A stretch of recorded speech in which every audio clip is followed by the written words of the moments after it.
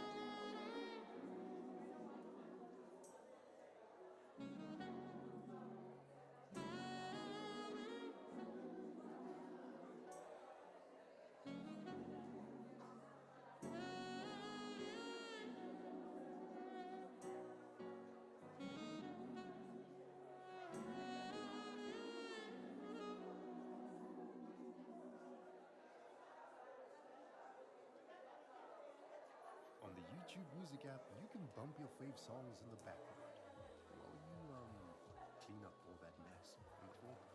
Try 1 month free of charge.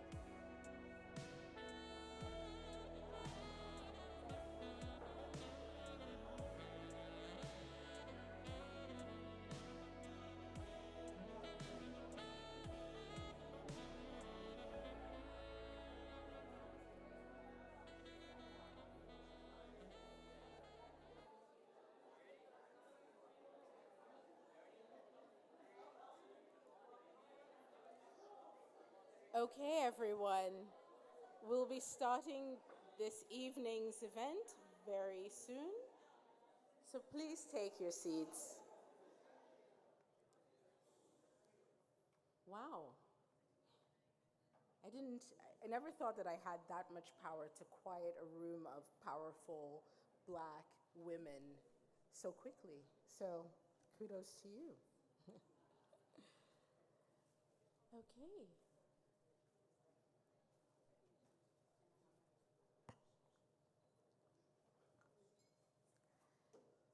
So welcome everyone to the Association of Women in Mining in Africa's Leadership Awards this evening. My name is Stacey Ho.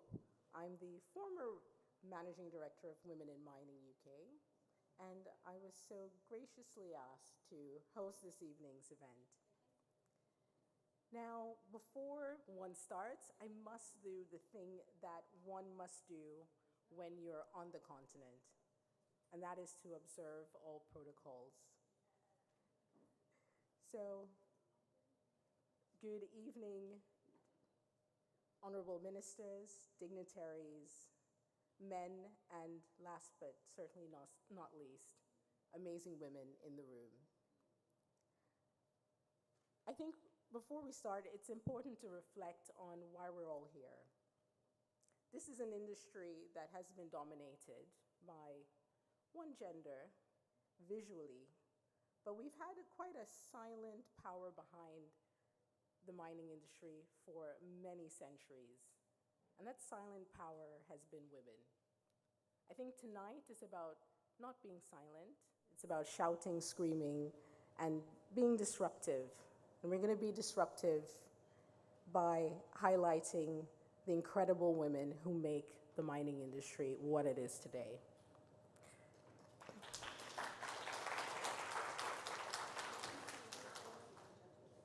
But it's best to have someone who is from the continent, who knows mining, who has founded a women in mining organization, who's led this industry, and who is now the current president of AWIMA, to come and give her welcome speech.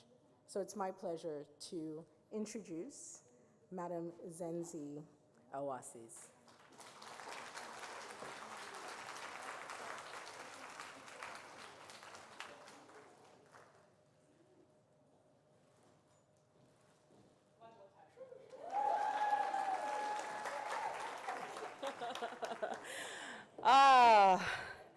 We are here, finally. Good evening, distinguished guests, industry leaders, champions of the African mining industry. Allow me to stand on the protocol observed for my beautiful sister, Stacy. Stacy is one of those that I can call up in the middle of the night and say, I need your help. And she said, yes. Stacy is you are the previous MD of Women in Mining UK. Many of us in this room have got one or other WIM 100 accolade. I need to catch my breath because this is a very big moment for me.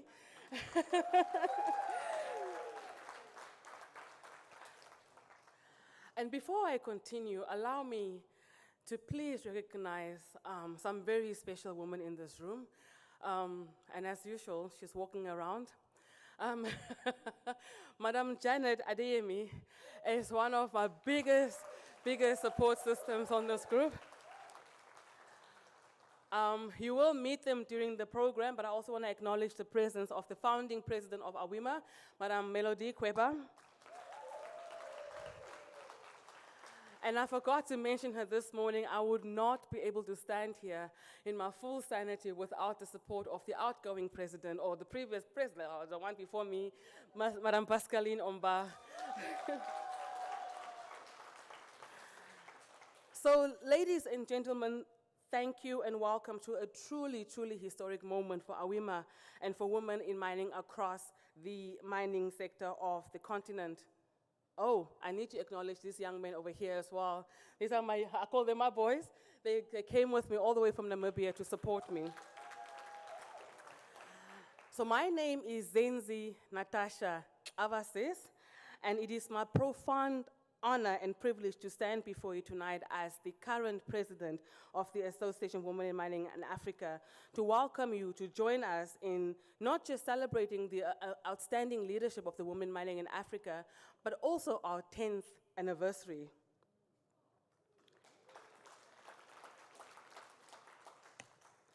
So 10 years ago, AWIMA was born from a conviction. The African women in mining deserved more than just representation. We deserved leadership, we deserved a voice, we deserve power to shape an industry that has defined our continent's destiny for success. And tonight, as I look across this room, I think we've achieved that. I see that the conviction is fulfilled. I see women who have shattered. This morning we spoke about the glass ceiling. I see women who have shattered that perspex ceiling, but someone mentioned today that it's not perspex, it's actually made out of concrete. But that's how strong we are. We've broken that. From Cape Town to Cairo, from Johannesburg to Accra, from Dar es Salaam to Yaoundé. And I also see men who have championed equality not as an obligation, but as a competitive advantage to assist us. And I also see a new generation of women who are ready to inherit, to transform this industry.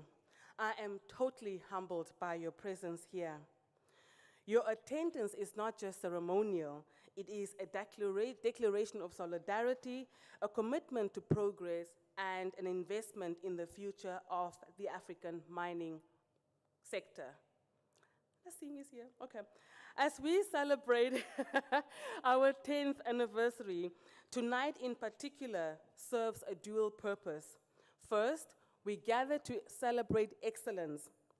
Now, the AWIMA Leadership Awards was something that came up as an idea, and I need to acknowledge Christine Lokbo-Kosi from the former president of WOM Cote d'Ivoire, famous C, former CEO of the Chamber of Mines of Cote d'Ivoire. Christine came to us and says, we need to have an award ceremony. Last year, we hosted our first one, and Christine, you'll be happy to know that this is our second one, and I pray that we will have more of this award ceremony. But we decided to recognize trailblazers who transform our sector through innovation, resilience, and an unwavering dedication. Now, these are not just individual achievements. These are beacons lighting the way for thousands of women who will follow us. Secondly, tonight is also about strategic investment. Now, there are many companies represented in this room. And then it's an investment in AWIMA's mission and the transformative initiative that will define our next decade. Throughout the night, you will hear one of our first speakers will tell you about how the association was formed, where the women have come from, and then I'm sure you will agree with me that you'll want to pledge your support financially at the end of tonight. Now, here's what I can tell you.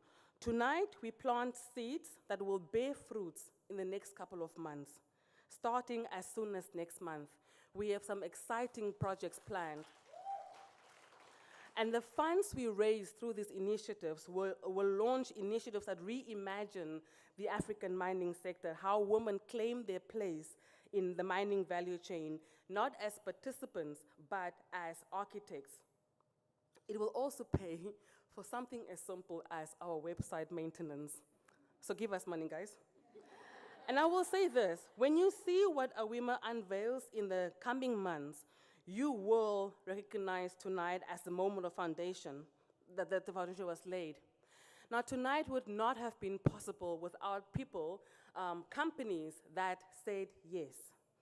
Companies that, I have to stop there for a little bit. When women in mining organizations come to people and say, guys, we need money, there's always a lot of excuses. There's always one of, oh, you want to do, no. These companies, without even thinking twice, said yes. And I need to open my phone for this. Yeah. And I have so much to say, but the time is very limited. But let me say this. An NGO for women, we really, really struggle to make things happen, but we're still here. Janet, you always say, but with the little resources, we have really pushed as an association to a point where we can stand on a platform like this. This year, we wanted to be a little bit different. We wanted to turn our words into action. This morning, we said at the WIMSA breakfast that our theme for last year was, we are turning words into action. I think we have advocated enough. It's time to start plowing our weight behind it. So as we say in my country to the companies, and I will mention them now, we will remember and watch this space. So I'll start off with the African Mining Indaba. The Hive Group really believed in our vision and our mission and said, without a doubt, I phoned Zainab up in the middle of the night, and the next morning she goes, it's done, you will have the event here. So we thank the African Mining Indaba for hosting us. You will think that, I have to find myself, you will think that when you approach companies, that the women-owned companies will be the first ones. It was tough, but 2 women-owned companies said yes. I want to start with Kian Smith from Nigeria. Nere is not here, but she really was the first one. In September last year already, Nere said yes. And I must thank my sister sitting here, Lukara Botswana. Nasim said, why took you so long? And, and she also put some weight behind it. The Africans for Africa initiative, AFA, is an African diasporan initiative. Also, they said, without a doubt in mind, saying, so we are putting your weight behind us. I don't know if they're here tonight, but thank you to Tim and his group. Unk Resources and Capital Limited are all the, oh, you are here? This is, to just show how far our reach is. We have footprint as far as the northern parts of Africa.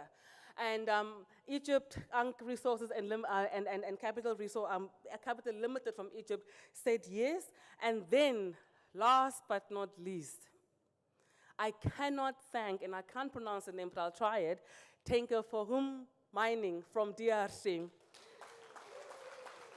And I must tell you, this is the second year that TFM said, without even thinking twice, we are sending our women. Last year, they sent a huge delegation to Ghana, and this year they send the same amount, approximately, to Cape Town. So these people are not merely sponsors of our awards, but they are also early investors in our transformation that will ripple across the continent. They are partners in something that has never been attempted on a big scale like this. And when the story is told, your name will be the names will be remembered in that chapter. And I encourage everyone to follow their lead. When we come to you, please don't ask questions, just say yes. The next generation will thank you. So as we celebrate 10 years, we must position ourselves for the next decade, one defined by two transformative continental frameworks. AWIMA cannot be AWIMA if I don't touch on these two frameworks. The African mining vision calls for a transparent, equitable, and optimal exploitation of mineral resources to underpin broad-based sustainable growth. Now, for 10 years, AWIMA has been the gender lens through which that vision was realized or is being realized. We have ensured that when leaders speak about broad-based development or broad-based sustainability, they cannot ignore the more than 5 million women in the sector. But vision without trade is merely an aspiration, and that's why the African Continental Free Trade Area Agreement changes everything. The AFCFTA is not just a trade agreement, it's the architecture for regional mineral value chains that finally keep Africa's wealth in Africa. And you might ask yourself, what's AWIMA's role in that? Well, we ensure that no woman is left behind in this integration. Thank you. The next decade of AWIMA will operationalize these frameworks. So when we say we are turning words into action, we will be using this on another level. Through our projects, we will train women to meet AFCFTA's cross-border professional standards. We will connect women-led enterprises to regional markets. We will ensure that as the African Green Mineral Strategy scales up battery value chains and electric vehicle production, women own stakes in those value chains, not just jobs at the bottom. The AMV gave us the moral imperative. The AFCFTA gives us the economic machinery. And AWIMA provides the human infrastructure, the leadership, the networks, and technical capacity to ensure that this transformation includes half of this population that has historically been excluded. Tonight's celebration funds that bridge.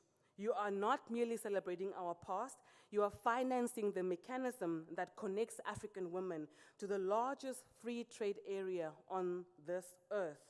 And that is the AWIMA of the future. Less advocacy, more ownership. Less consultation, more control. Women in mining as architects of continental integration, not beneficiaries of it. We are turning our words into action. So in closing, tonight we honor those who have carried the torch. Tomorrow we hand over and forward for a brighter than ever future. To our sponsors, once again, thank you, thank you, thank you. To our awardees, they're not all here. As you can see, we had a very limited space. We could only bring an X amount of them in, but even just your nomination speaks a lot. Congratulations on earning your place in history. And to every woman in this room and those watching online, we are live streaming. If you've ever been told that you don't belong in mining, tonight I'm here to tell you, we see you. We celebrate you, and we absolutely stand with you. So I invite you, let us write a new chapter for the African mining sector, one where women's leadership is not the exception, but the expectation. Thank you, and you have officially been welcomed.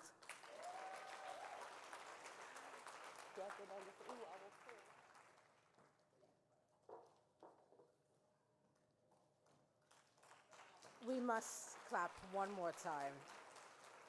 Beautiful. And Zenzi, I promise I will try to pronounce your last name correctly. Hawazis. Oh, almost, almost. But before we go to the future, and I'm following on from Zenzi's words, I think it's important that we reflect on the fact that it's been 10 years of AWIMA. And actually, I had to reflect on that. And then someone said, yes, but it's been 6 years since COVID.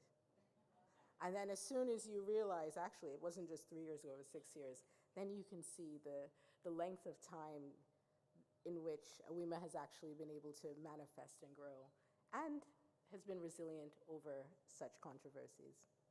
But with that, I'd like to invite Mr. Vusi Mabena, who is from the Mining Institute of Southern Africa and the Association of Chambers of Mines of Africa, to help us reflect on the decade of women in mining and of AWIMA.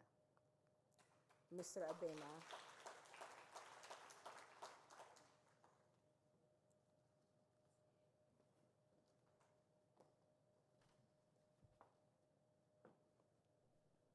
Ladies and gentlemen, good evening. The chairperson of the advisory committee of Mining Indaba, when he gave his opening address, he said, I love women because my mother was a woman. And I'd like to add and say, I love women because my mother was a woman. But I am very afraid of women because my mother was very strict. So when a woman speaks, I tend to want to listen and even agree to things that I know I cannot do. But because it's a woman, I just accept. I say, fine, I'll do it. And I think that is what has attracted me to AWIMA. A little bit with mine, I started getting closer with women in mining when I was still full-time at the Chamber of Mines, the then Chamber of Mines of South Africa. And I had an organization called AWIMA. They came to us, and my CEO then said, Vusi, find an office for them and give it to them. And then I think that is when the bug hit me. Because then I realized that I have to support women in whatever way or form. And some women came to visit me in my office, one by one, others representing certain companies. And the shy me and the afraid me always said yes. Always said yes. When I look at Mam Naged here, I'm sitting next to her. She came here and this beautiful woman coming to my office and how do I say no to such a beautiful woman? And that is just my little bug. Even now, I'm still hit by that bug. So I'm adding another dimension that I love women because they're beautiful. Let alone that they are women, let alone that my mom was tough on me. And so I'm adding that I love them because of their beauty. But I also love them because they've got the guts of holding the sharp end of the knife and try to, do whatever they can do holding the knife in the wrong way and not even afraid that it will cut them. So, and I think AWIMA is that kind of organization, holding the knife on the sharp end and trying to do something with it. And that is women. So I'm talking more about myself rather than a little bit of history about, about AWIMA. Georgette, where are you? It's online. If you can scream from line, I'll be happy. I got confronted with AWIMA through a gentleman called Frank Mgenyi. And at that time, Frank and I, because Mining Industry Association of Southern Africa, MIASA, is the most organized regional body and the one that is making a lot of progress. Then he said, I'm going to use this body to actually create an association of chambers of mines in Africa. And we were working and struggling to get ourselves off grind. And the first time we met was in Kampala. And when we were in Kampala, there was this thing called AWIMA. I said, what the hell is this? And I started trying to get to know, and these women were very vocal. But these women were fighting amongst themselves at the same time. And that's when I started knowing more about. So imagine, at that time, ACMA was trying to draft a constitution. And these women were sitting there watching me dancing in front of the men and trying to say, clause 1, clause 2. And yeah, more than big audience like this one, can you imagine trying to form a constitution with an audience this size? And everybody wanting to say his say of what must be in that constitution. And these women were sitting there and they were laughing at us quietly and say, these guys don't even know how to write a constitution. How can they do this? But anyway, we wrote it. And for my sins, I ended up being the scribe of that constitution. And 2 years later, we met in Ghana. Then in Ghana, we split. The women met aside, and the men met aside. And that is when they elected their first president in Georgette Barnes, if I'm not mistaken. And we treated them as associates because you cannot love a woman and not want that woman next to you. So when we cleaned out our constitution, we classified them as associates, and therefore as associates, they've got to sign the constitution. So after we're all well and good, and they have done the elections, they've elected Georgette. I asked who's now elected. They told me it was Georgette, and I went to Georgette, and I see this woman from Ghana. I say, you must sign this constitution. She looks at me and says, what? You, me? Sign this? No, I'm not signing it. I said, no, but you must sign, you're an associate. And I really put her under pressure, and she did sign. So although we have gone our different pathways, you still remain an associate of ACMA. So, AWIMA didn't start smoothly, as it was a group of women, different countries, who all wanted a voice. They wanted to have a say. To a certain extent, I felt sorry for the founding president. Siswam was a Witbank. Kaupagame mandikubone. Kaupagame mandikubone.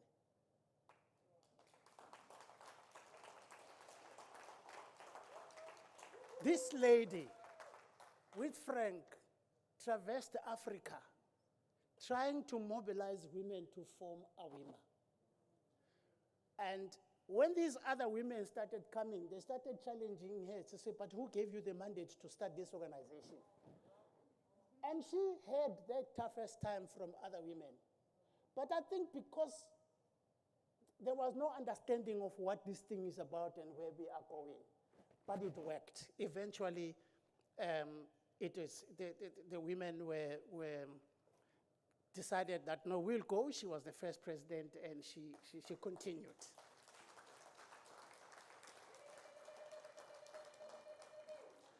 So, after Ghana,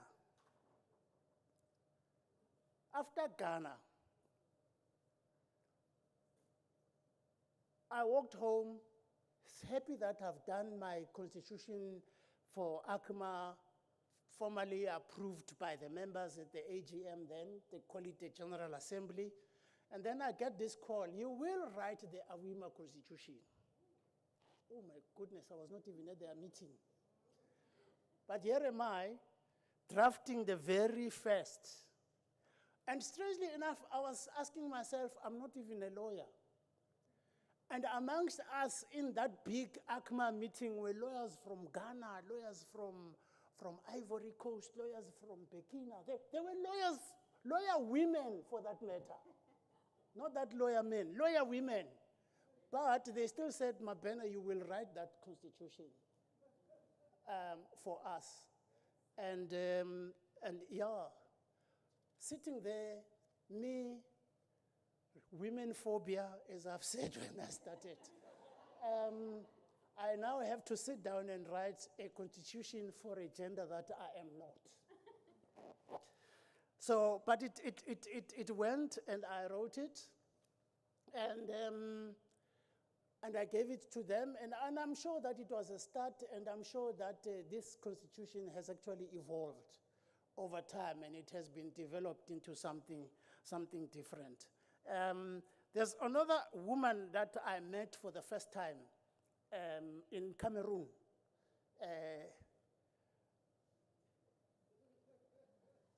I don't know their names when I'm standing in front of people, but when I'm with them, I know their names very well.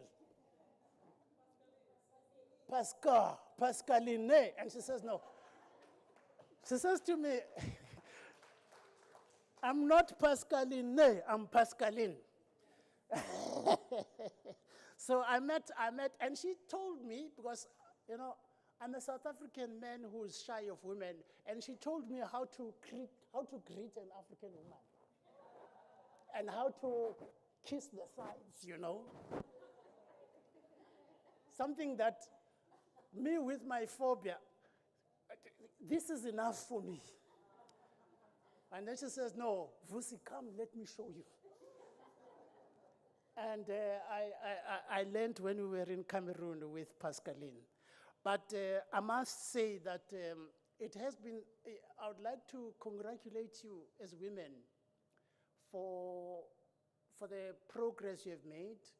You are far ahead of ACMA, although you were creators and offspring of ACMA. The kind of projects when was it, Zenzi? In September. In September, she came and did a presentation to us in Miasa.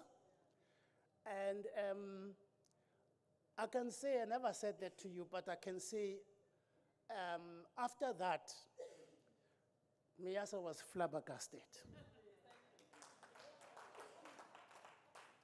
Because of all the projects that you've been doing throughout the continent.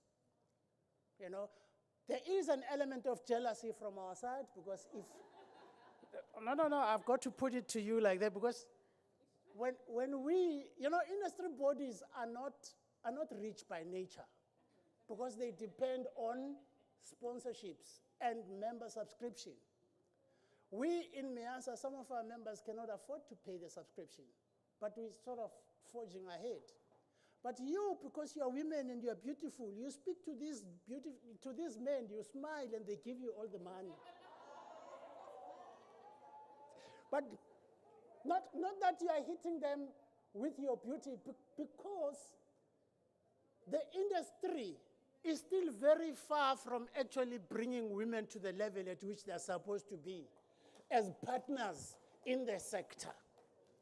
So that is why other mining companies who you approach and say, we would like to get this assistance, and they smile and they give it to you. When a Vusi with a beard, white for that matter, goes to a BHP and say, can you support MEASA? They look at you and say, but your members are rich. Why do you want money from us? And I tell them that MEASA, and I said that to Zenzi, MEASA is a poor cousin of all the rich chambers. And I myself struggle with everything. So I must say there is this little element of jealousy because of the project that you're running. And I would like to encourage you to continue. And I will be liaising in our meeting now in February, we discussed AWIMA even at length.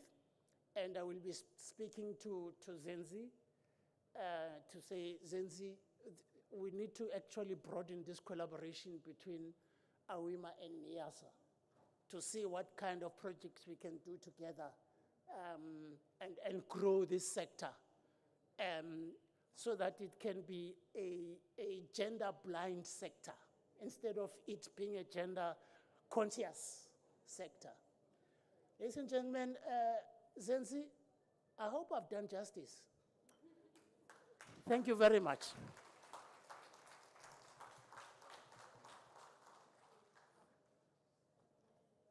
Mr. Mabena, so the lesson is fear a woman who can hold the knife by the pointy edge, right? But let's not hone in on just holding the knife by the pointy edge, right? We need to make sure that we're rallying behind AWIMA, we're investing, we're collaborating, so that we no longer always have to hold the knife by the pointy edge. But just remember that we still have the resolve to hold it by the pointy edge if we have to, right? The calluses are still there, the memories are still there, but we can do it, right? Okay, now, as I'm speaking of us women in general, I think it's probably good to reflect on just African women in mining. We've heard about AWIMA, and we reflected on the 10 years, and it's important that we also acknowledge the fact that male champions make us who we are as well. We cannot do it alone. And maybe this speaks to Mr. Mabena's point around gender blind, right? Collaboration should be everyone. So I'd like to invite Madam, and I hope I get this right, Namakau Kaingu from the Association of Zambian Women in Mining. Thank you.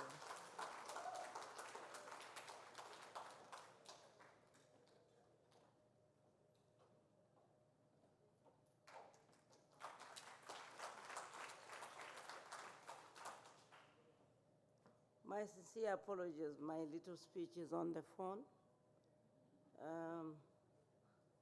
but I'll try.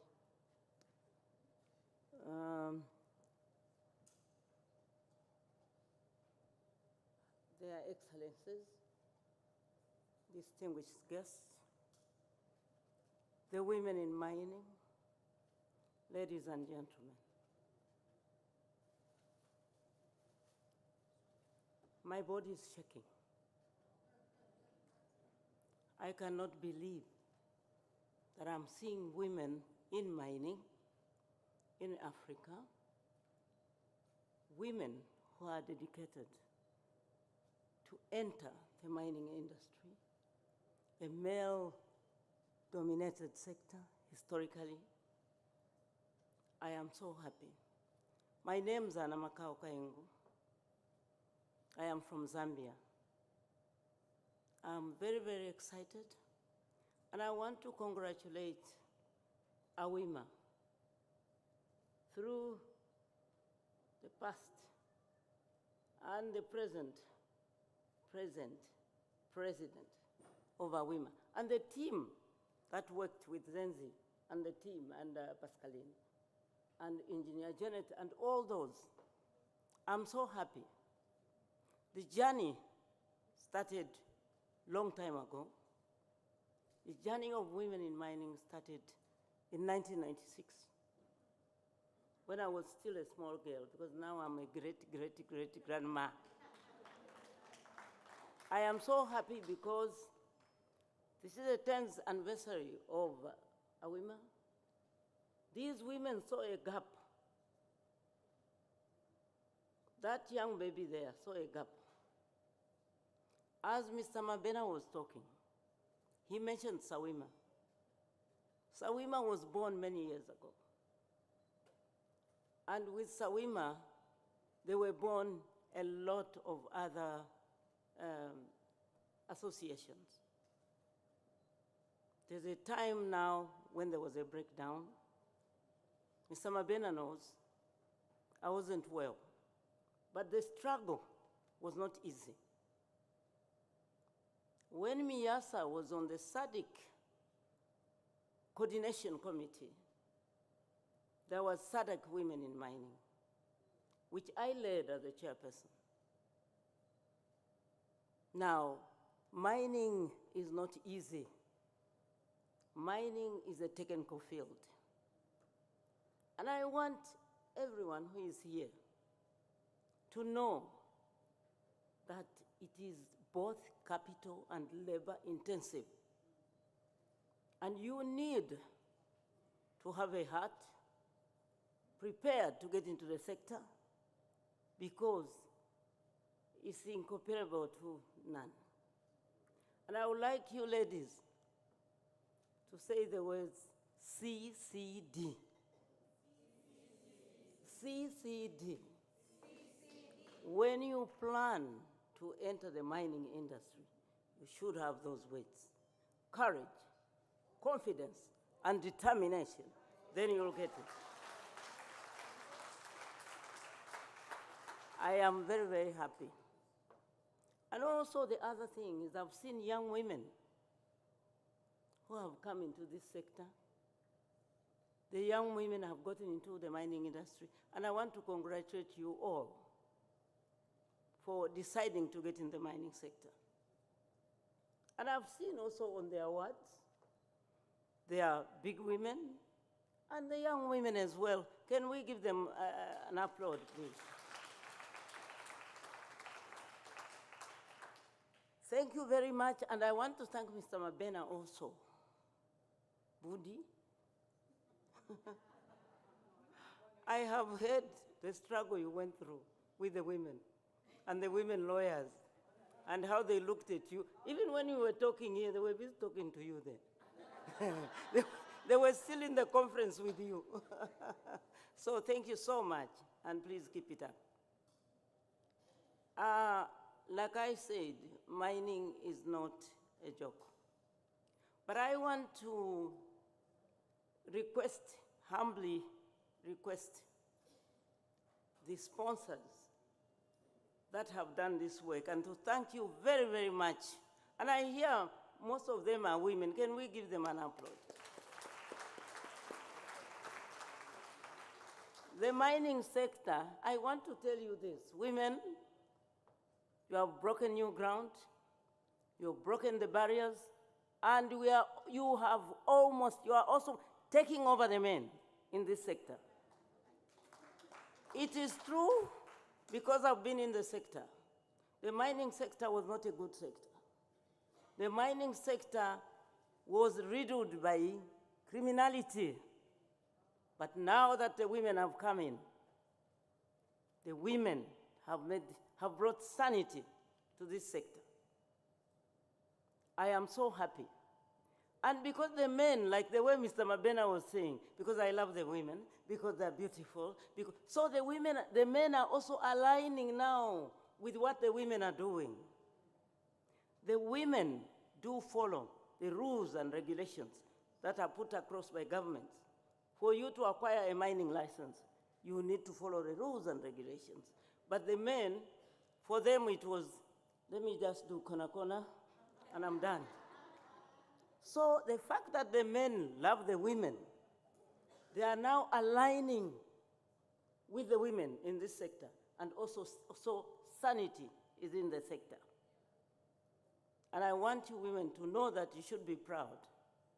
You heard, I wasn't there, but you heard that the minister, Mines, talked about the women. Even our president, President Hakainde Hichilema, he spoke about women, and for him it's serious. The laws in Zambia have changed to make sure the women are incorporated. We never had, thank you, thank you, thank you. We never had a separate department for artisanal and small-scale mining, but with this government, they have turned the wheels to look after the artisanal and small-scale mining, and also to make sure the women are given what they've been crying for.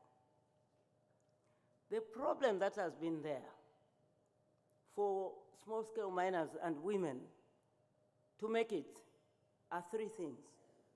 It hasn't been easy to get working capital in this sector. It hasn't been easy to get equipment. You know you cannot just be mining with chisel and hammer and wheelbarrow and what is it, pick. It doesn't work. So women must be given equipment. And in Zambia, which I hope everybody will do, our excellencies, the president, to make sure that in each country there is a fund that is going to fund us, to make sure that we can get money, we can get grants, and we get equipment. The number three is the technical know-how. Mining is technical. It is not like baking cakes or tailoring. You have to learn, you have to know. If you are working on the gemstones, it goes to gemology. You have to study gemology. You have to know for you to make money. You have to know what stone it is. You have to know how to grade it. You have to know what color. You have to, all those things, and it takes time. Mining itself, you cannot just go in some place and say, I'm starting to mining. You need to have mining planning. You have to know, where are we starting? Where are we opening our pits or trenches? Because if you don't do that, you lose your minerals. You know, the veins can be going the other side and you are the other side. And in Africa, we get things like, no, they've bewitched me because them they are getting, and us we are not getting. It is important to learn. Mining is technical, not to worry about it. So I am very, very happy. I don't want to take much of your time, but you are seeing the pictures there. This woman talking here, I had to be going to those countries on my own. But I was dealing with the governments because it was so hard to lobby and advocate. I had to go to the Ministry of Mines of those countries to beg that, please, I want to find women in mining. And a number of them were saying, no, there are no women in mining. And even in most meetings, I used to sit there alone, unless maybe if we go to that country and one chairperson is ready to sit. I come very long way with Mr. Mabena and Mr. Who was your first president? Huh? Mr. No, for Miasa, the first. No, before Western. They really started that. What is it? I've forgotten the name, but that's the one who started. So women in mining were the first private entity to be on the SADC coordination sector. And then it was followed by Miasa. We worked so hard. And the goodness, because we were really mining ourselves, practical, extracting the minerals, getting in the pit, drilling and blasting. So we made sure it happens. And I'm so happy right now. I saw the women from Banyarwanda. Where are you? There they are, Banyarwanda. I'm so happy because these are the countries that are now coming in. which means the whole of Africa now is coming in. And I'm not only going to talk about Africa. There is Australian women in mining. I personally gave them our constitution. Canadian women. So women are together. The way the men have been together, that's how we must be together. We should not look at the dresses and the wigs and whatever. We should love one another. Women, I want you to love one another. I love you all. My heart is full of women. You are all lovely. You are nice. You are good. So please, love your friend. Don't fight. Encourage each other. And we'll take over. We'll do what? We are about to. So again, I want to thank AWIMA for the job they've done. Because AWIMA, if you didn't do it, the women would have died. If you didn't do it, the women would have, because I have to tell you the truth, I fell sick and I couldn't continue. But the women saw, with my baby there, they said, let's pick it up. And within 10 years, this is the drumming that's happened. So I am so happy. Keep it on. But I want to appeal to the women professionals. We have you as mining engineers. We have you as surveyors. We have you as metallurgists. We have you as gemologists. We have you. Please, can you help the women on the ground at community level? Because those are the ones that are making you women in mining. When it started, there was, to say it should be women miners. But then you said, no, they are professionals. There are women who are even sitting in mining companies with their husbands. So it should be women in mining. So please look at the women that are on the ground, the women that are extracting, the women in the communities. Please, please, help them. I know you can do it because you are learned. Some of them are crushing stones. Why are they crushing stones? They have no other way. That is the means that they're looking for to live. And also to the donors, investors, I want to say this. In Zambia, we've got women that have got a lot of licenses in manganese, lithium, copper, gemstones, las emerald, and the others. So we are asking, even you women, those who feel like you can join the women as partners, you are welcome. We need you so that together we can. Together we can. Now, thank you so much, Madam President. I leave it there, but don't forget to get into their CCD, courage, confidence, and determination. Thank you very much.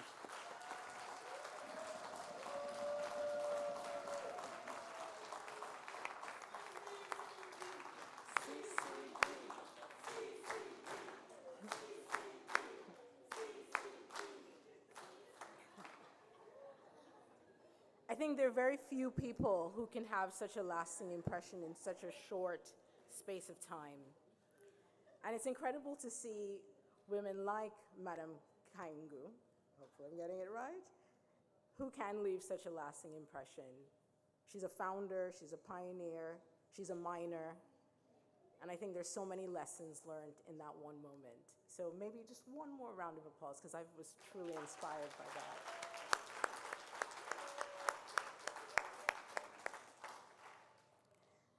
So we're moving on now. We've looked at AWIMA, we've then looked at Africa, but let's hone in on some of the countries that are coming to the fore. One such country has been evolving and shaping mining itself, not just on the continent, but with Gulf countries, with the United States, with the rest of the world. And that country is DRC. And in the room, we have the founder of Women in Mining DRC, who will come and share with us some of her reflections. And I remember our first conversation, Madam Masale. and it's lovely to see you. So welcome. Thank you. Thank you so much for giving us the floor here. But I know that AWIMA is an African organization where we have French-speaking countries and also English-speaking countries. Why do we speak only English? And I see people laughing. So those speaking only French are there, silent. They don't even know why they are laughing. This is why I said, okay, I'm going to tell my story in French. So we have to break the barriers of the language, and that's very easy because we are there. When we gather like this, you can use us as translators so that everybody can laugh at the same time. French speakers and English speakers. I prefer to speak French. OK. Merci beaucoup. Nous nous sentons très honorés en tant que RDC, avec notre drapeau. Les Congolaises, vous êtes là? Oui. En fait, la RDC, c'est un pays de tous les espoirs. Et je crois que dans chaque téléphone, dans chaque tablette, il y a un peu de terre de la RDC. Le cobalt, le cuivre, le lithium. Dans vos batteries, dans vos véhicules électriques, il y a un peu de la RDC, un peu partout dans le monde. Ce n'est pas pour rien que vous allez voir se bousculer tous ces investisseurs venir chez nous en RDC. C'est parce que la RDC regorge de tant de minéraux. Presque toutes sortes de minéraux. Vous les trouvez en RDC. Et nous vous invitons à venir. Mais quand vous venez, pensez à la justice, à la transparence, au bien-être des Congolais, à une transition juste, parce que maintenant on parle de la transition énergétique. Et quand nous parlons de transition énergétique, nous voulons une transition juste pour notre pays. Et nous disons que nos minerais ne sont pas échangés contre la sécurité, parce que nous avons aussi droit à la sécurité, nous avons aussi droit au bien-être dans notre pays. Eh bien, la AWIMA RDC, elle est née en 2019, mais nous avions commencé les discussions sur cela un peu plus avant, vers 2015. On m'avait confié de faire une étude sur les emplois, et là, je devais chercher les emplois dans tous les secteurs miniers de la RDC. Et je fais les statistiques. J'ai vu les employés mâles, les garçons et les hommes, et j'ai vu les employés femmes. Et là, je trouve que c'est moins de 5% dans l'industrie minière. Alors je me dis, pourquoi ce déséquilibre? Pourquoi est-ce qu'on doit avoir plus d'hommes dans le secteur minier que des femmes? Alors nous avons commencé ces discussions-là entre nous femmes. Nous nous sommes dit, pourquoi est-ce qu'il y a ce déséquilibre? Dans le temps, en fait, il y avait tous ces pesanteurs culturels qui faisaient que quand la femme approche la mine, tous les minéraux disparaissent. Mais alors nous nous sommes dit, mais pourquoi est-ce qu'on nous forme? En géologie, on nous forme comme ingénieur des mines, comme ingénieur électromécanicien, et nous sommes dans les mines et nous travaillons, et les minéraux ne disparaissent pas. C'est dire qu'on nous a juste nourri de certains fantasmes là où nous avions peur d'aller dans les mines. Mais en ce moment-là, nous trouvons qu'il y a autant de compétences féminines qui sont sur le marché, mais qui ne sont pas consommées par le secteur minier. Nous nous sommes dit, il faut que nous puissions lever le temps pour que la femme soit aussi reconnue dans le secteur minier de la RDC. Et nous avons commencé des discussions un peu à l'informel, mais voilà qu'en 2019, à la DRC Mining Week, c'est un événement international auquel je crois beaucoup de pays participent, et on crée la AWIMA RDC, et on nous confie la coordination nationale. En ce moment-là, nous avions rencontré Mme Barbara Dischinger. Elle nous envoie la structure des différents pays africains, Sénégal, Côte d'Ivoire, des pays. Alors, quand nous regardons leur structure, nous nous sommes dit, mais pourquoi est-ce que nous ne pouvons pas contextualiser cette structure à nos vraies réalités en RDC? C'est ainsi que dans la conception de la structure de AWIMA RDC, nous nous sommes dit, nous ne voulons laisser personne de côté. C'est ainsi que nous nous sommes dit, nous serons une structure de 4 composantes, la société civile avec les communautés locales, l'industrie minière, l'exploitation minière artisanale et les administrations des mines. Parce que toutes ces femmes, nous sommes femmes minières. Et toutes les femmes des différentes provinces minières sont des femmes des mines parce que nous subissons les impacts de l'exploitation minière. C'est ainsi que nous avons structuré notre Women DRC. Alors, on a commencé à se demander, nous aurons quelle forme? Puisqu'en ce moment-là, vous n'êtes pas très bien acceptés. Vous dites, mais nous allons nous positionner où? Alors, nous nous sommes dit, allons nous réfugier à la Chambre des mines, parce que là, il y a au moins une commission qui peut nous aider à exister, même si nous n'avons pas encore de statut. Nous allons à la commission de la responsabilité sociétale des entreprises. Comme je faisais ce travail-là, je me dis, nous allons mettre notre WIM RDC sous ce chapeau-là. Et nous avons commencé à fonctionner. Il a fallu maintenant structurer, nous rendre aussi, comme on dit habituellement, il faut formaliser maintenant, aller dans les institutions publiques, chercher des statuts, les légaliser. Et tout ça, ce sont les femmes elles-mêmes qui s'organisent. En ce moment-là, on ne nous regarde pas vraiment avec sérieux. Et nous avons notre structure qui est un établissement d'intérêt public, la WIM RDC. On fait la structure, les dames, les braves dames qui sont là, nous nous positionnons. En fait, parce qu'au début, il n'y a pas moyen de faire les élections. Nous disons, prenons celles qui veulent travailler. Parce que c'est un travail bénévole. Nous ne sommes pas subventionnés. Il faut que la femme qui a la volonté de travailler puisse venir pour que nous puissions bâtir cette chose ici. Et nous l'avons bâtie. Aujourd'hui, nous avons 6 ans, la WIM RDC.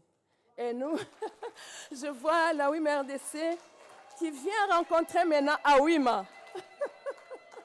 Et quand nous rencontrons AWIMA, nous nous disons, au moins cette fois-ci, avec AWIMA, on va nous prendre au sérieux. Parce que quand nous sommes seulement congolaises, on nous dit, ah, qu'est-ce qu'elles viennent chercher, ces femmes? Elles font du bruit, ceci, cela. Mais quand nous leur disons, nous sommes dans le net, nous sommes en comment est-ce qu'on dit ça encore? Network. OK? Nous sommes en réseau. Nous travaillons en réseau avec AWIMA. On dit, AWIMA, c'est encore quoi? C'est l'association africaine. Ah, vous êtes à AWIMA. Alors là, on commence à vous prendre au sérieux. Et lorsque nous organisons nos premières activités, les conférences, on dit conférence internationale des femmes des mines. On invite à l'international une WIM des États-Unis, une WIM de notre présidente, Pascaline, et nous disons, ça c'est conférence internationale sur le leadership féminin. Et là, les provinces nous appuient. Province du Haut-Katanga, Lualaba, la terre du cobalt. Et on nous appuie et nous organisons nos activités. Alors, quand nous commençons maintenant à émerger, on commence à nous connaître. Nous voilà avec AWIMA qui dit, oh, nous allons primer les nominés. Et en RDC, nous avons 4 nominés. La première édition. Nous nous disons, waouh, 4 nominés en RDC. Ah, je crois que nous avons fait autant de bruit là-bas au Ghana, puisqu'on se dit, maintenant, on nous prend au sérieux. Et c'est vrai, avec AWIMA, on nous prend au sérieux. Et maintenant, là, aujourd'hui, la RDC occupe la tête, c'est la présidente de WIM Afrique centrale. Et nous avons participé à cette activité. Donc, quand il y a une activité, nous y allons. Nous disons allons, même si on n'a pas les moyens, prenons-nous en charge. Et nous nous prenons en charge et nous participons. Nous avons été d'abord à Ndola et nous avons vu le Lapidary Center de Ndola. Nous nous sommes dit, nous pouvons aussi créer un centre comme ça parce que nous avons tous les minéraux. Pourquoi est-ce que nous n'allons pas apprendre à nos jeunes à tailler la pierre? Parce que nous avons toutes les pierres de couleur. Les pierres précieuses, nous en avons. Les autres pierres aussi, nous en avons. Mais nous avons aussi les minéraux que l'Union africaine nous a dit, les minéraux de développement. Nous avons l'argile, nous avons tout ce qui peut nous permettre d'évoluer aussi dans les céramiques. Est-ce que nous ne pouvons pas aussi faire ça? Nous ramenons ces projets-là de Ndola et nous faisons un partenariat. On nous dit, amenez vos jeunes. Alors nous nous disons, pourquoi est-ce que nous ne créerons pas aussi un centre chez nous? Et là, l'Union africaine devrait quand même aussi sponsoriser un peu la RDC, parce que nous n'avons jamais eu l'appui de l'Union africaine. Donc voilà des projets que l'Union africaine peut appuyer aussi en RDC. La création d'un centre, là où nous allons former nos jeunes. Parce que oui, RDC n'a pas que les femmes grandes là. Nous avons aussi des jeunes, nous avons aussi des étudiants que nous accompagnons dans la formation professionnelle. Parce que vous voyez qu'il faut créer aussi l'emploi pour nos jeunes. Il faut les former, leur donner les compétences du secteur minier pour qu'on ne dise pas non, non, il n'y a pas de compétences et qu'on amène seulement le personnel qui vient de l'étranger. Alors nous avons besoin de l'appui. Et là, quand on nomine nos 4 lauréates l'année passée, en 2024, nous y allons aussi là-bas au Ghana. Et là, nous avons des entreprises qui nous accompagnent. Nous avons Kibali Gold, nous avons KCC, nous avons Tenkefongrume Mining. Et là, quand nous sommes là, nous nous sentons à l'aise, nous disons, quand même, nous sommes reconnus. Et cette année, nous avons encore, si c'est oui, nominés, avec nos lauréates qui sont là dans la salle. Et nous nous disons, voilà, que nous sommes aussi à AWIMA. Et nous voulons aussi que vous puissiez nous aider. Parce que notre pays, stratégie, c'est un pays au minerai stratégique. Tout ce que vous cherchez en RDC, quand vous venez investir, pensez à la AWIMA RDC, parce qu'elle a besoin de vous. Nous avons besoin de l'Union africaine, nous avons besoin de AWIMA. Pourquoi est-ce que nous ne réfléchirons pas ensemble pour trouver la paix en RDC?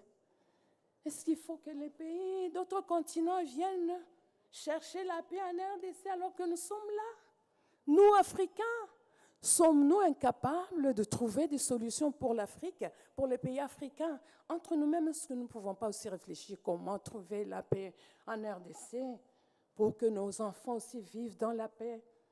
Est-ce que quand nous voyons des images des gens qui fuient avec des fardeaux sur la tête, ça c'est la RDC. Quand vous voyez nos enfants dans les mines, c'est la RDC. Et beaucoup d'argent vient là, mais ça ne sert à rien parce que nous n'avons jamais trouvé de solution. Moi, je crois que l'Afrique peut trouver la solution pour la RDC, pour que nous puissions avoir la paix, pour que nous puissions jouir aussi de nos richesses naturelles, les richesses de l'Afrique. L'Afrique, soyons unis, lèvons-nous, brisons les barrières. Brisons les barrières, soyons unis. Aha, you see? They need English now. What about French? Petit résumé, I said that we need peace in our country. And our minerals are not for selling for peace. We need peace in DRC. And security doesn't depend on our minerals. We really need peace, and we are requesting all Africans just to raise up and try to think together how we can bring peace in DRC. This is my request. And the one who is now the president of WIM, Central Africa, Florence is there. She was elected last year when we were in Cameroon, and we like just to go ahead and continue à travailler, mais nous avons besoin de la paix en RDC. Afrique, levons-nous pour cela. Nous sommes tous ensemble, frères et sœurs. La terre, on dit c'est la terre, la mer. Oui, l'Afrique c'est la mère de toutes les nations. J'ai dit et je vous remercie.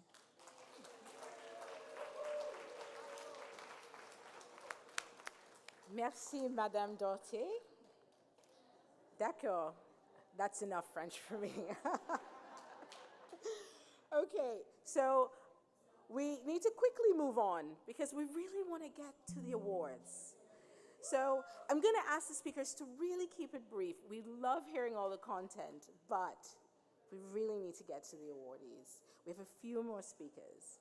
And the next speaker is here to talk about financing women's participation in mining and focusing on government instruments to do so.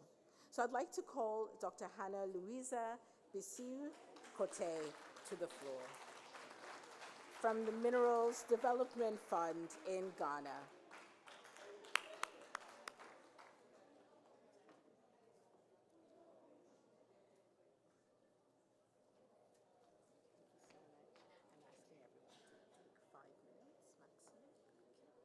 Came with this speech, so I need to finish with that. Yeah, thank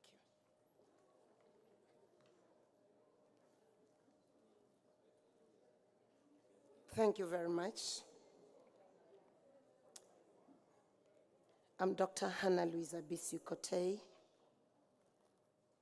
the administrator of the Minerals Development Fund of the Republic of Ghana, the former Gold Coast. And of course, I'm also the leader of the women in my political party worldwide. So since 2018, so when I was listening to the words of the fund and president, I could understand, because it's so difficult. Women from the same country is difficult, so God bless her. Distinguished chairpersons, if there are any, honorable ministers here present, members of the diplomatic corps, industry leaders, professionals, fellow women of Africa, ladies and gentlemen, and I want to make a special mention of the fund and president, Madam Melody Kweba, and our current president, Madam Zinzi Awazis, and forgive me if I don't mention it well. Colleagues, it's indeed my singular honor to stand before you this evening to speak on a subject that lies at the very heart of Africa's progress: our people, our resources, and the indispensable role of women in shaping both.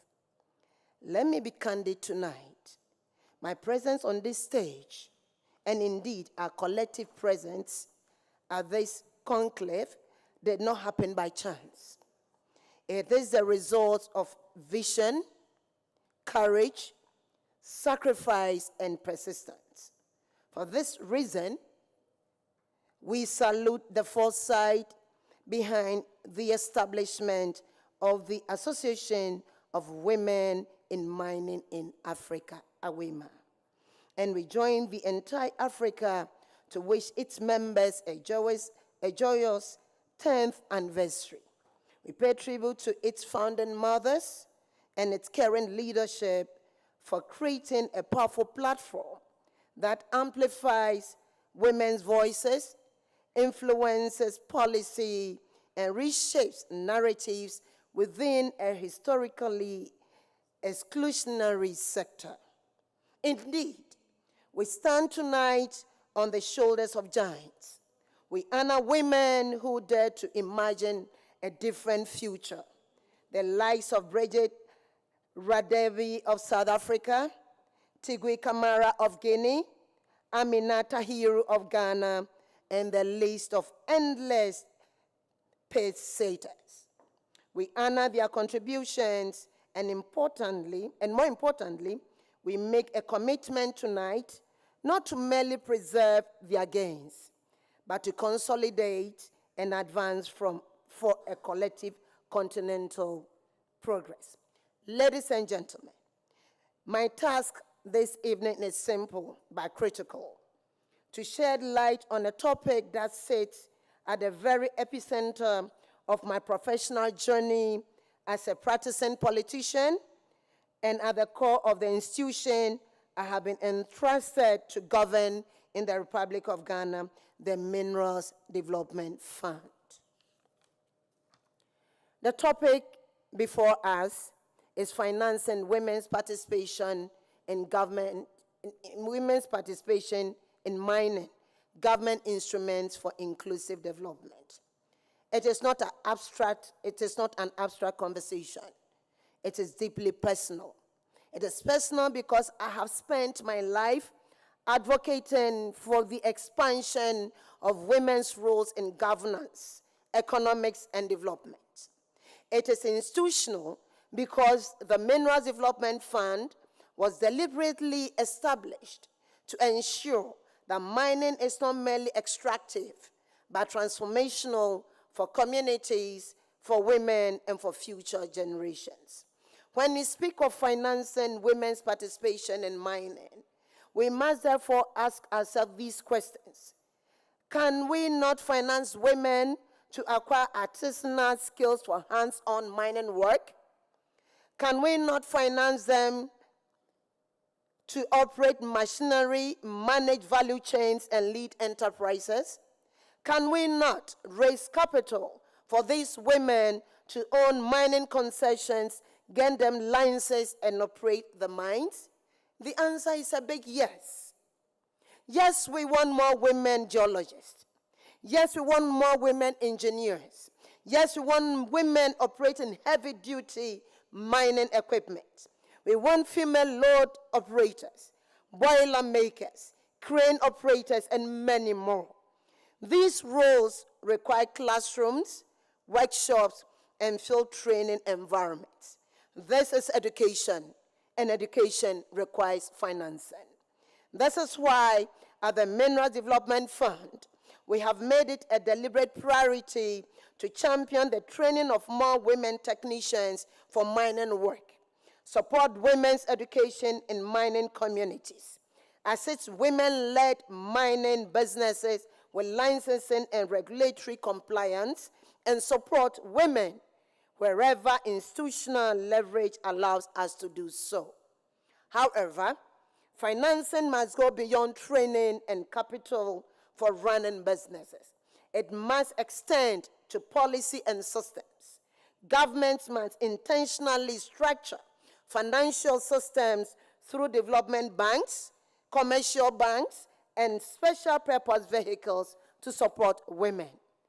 This is why His Excellency John Dramani Mahama, the President of the Republic of Ghana, is tying together all the loose ends to officially launch the Women's Development Bank, an initiative long promised to the women of Ghana.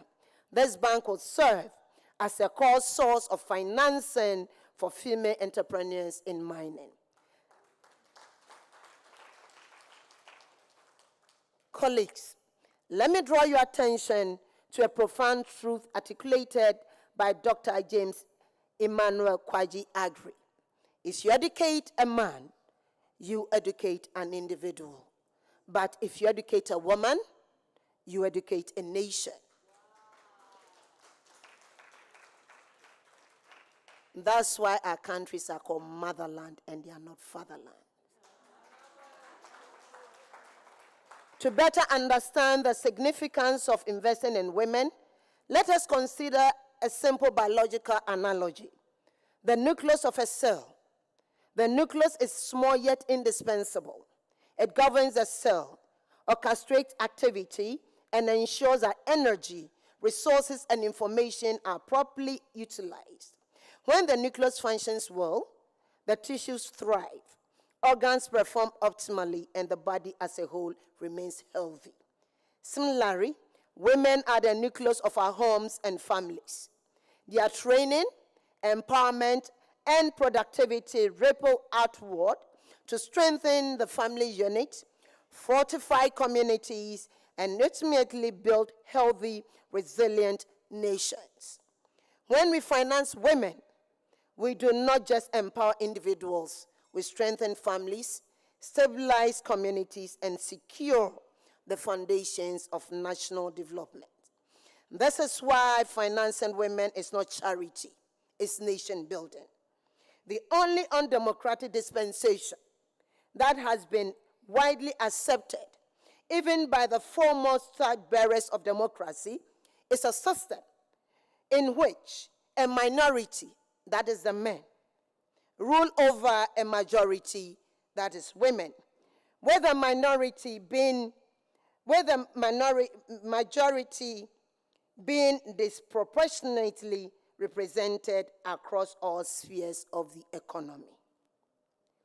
My fellow women in mining, my fellow Africans, there is a clarion call in our time, a call to act deliberately, a call to finance strategically, a call to legislate inclusively.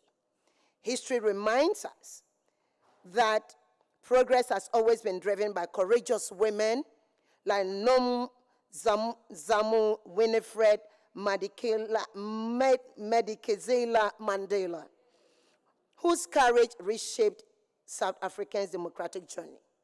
Women like Madam Nana Konadu Adjman Rawlings of blessed memory, who transformed girl-child education in Ghana from an idea into a national imperative. The list is long. The legacy is profound, and the responsibility now is ours. As I conclude, ladies and gentlemen, I issue a call to action. Let us allocate resources intentionally, equip women technically, finance women economically, design policies that reflect demographic reality, all geared towards empowering women in mining industry. There will never be a more opportune moment than now. Let our actions today be worthy of celebration tomorrow.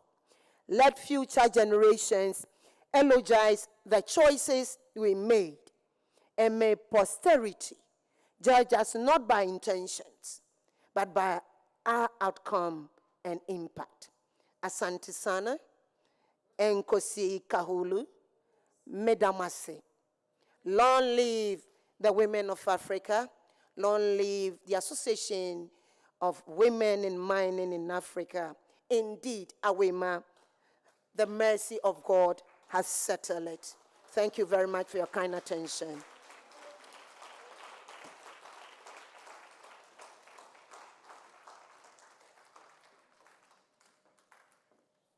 What an example. I mean, we look forward to the day when all countries have a women's development bank. So, yeah, let's advocate for that. So, we're at our keynote speaker. She doesn't know that she's the keynote speaker, but she is. And I'm going to do a little introduction, because I kind of know you. I stalked you and I read your profile many a times, Naseem.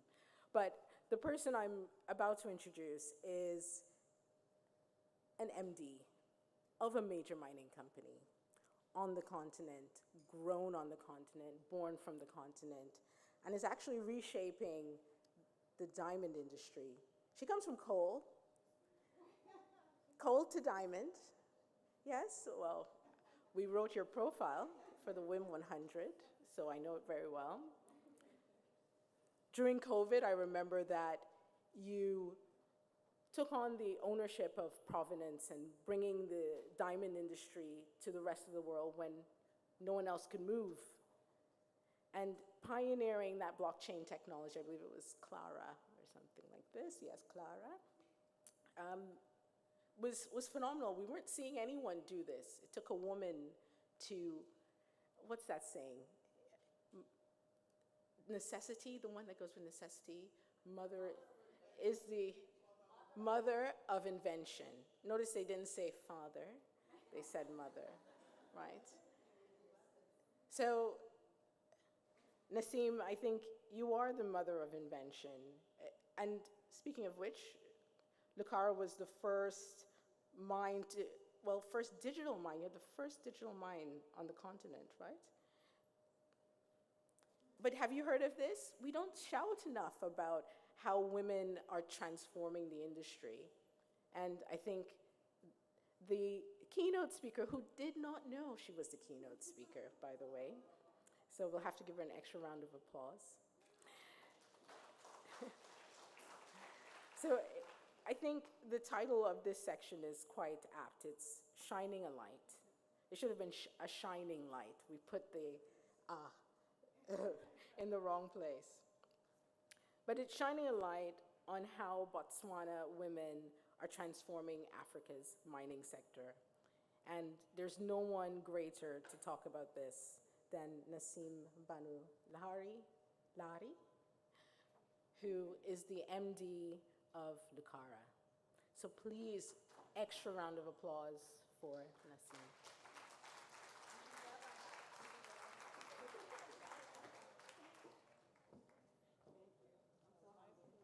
Oh my God, she's making me so nervous, I'm gonna cry. So I see Mabena is not here, but I wanted to address him for a couple of seconds because I'm also afraid of women. For exactly what you've just said, we demand excellence. That's who we are. And when I stand here, I see excellence. I actually see Mekaingu. I see CCD all the way through. These are women that work, yeah, let's do this. These are women that work at mines and they clean up so well. My God, you guys look so amazing from here. And as women, we always show up. It doesn't matter where we come from, we show up with a smile on our face. So thank you. Zenzi, my dear sister, thank you. We come a long way. So thank you for the opportunity. I could talk forever, as she knows. Thank you for the opportunity. Very late, though. I expected it to come earlier, but it came. So you're most welcome. But before I start with the protocol list, I'd like to bring a story across. And I do apologize. I know you're struggling for time, but it's an important story to tell, and it'll be telling to what I'm going to talk about.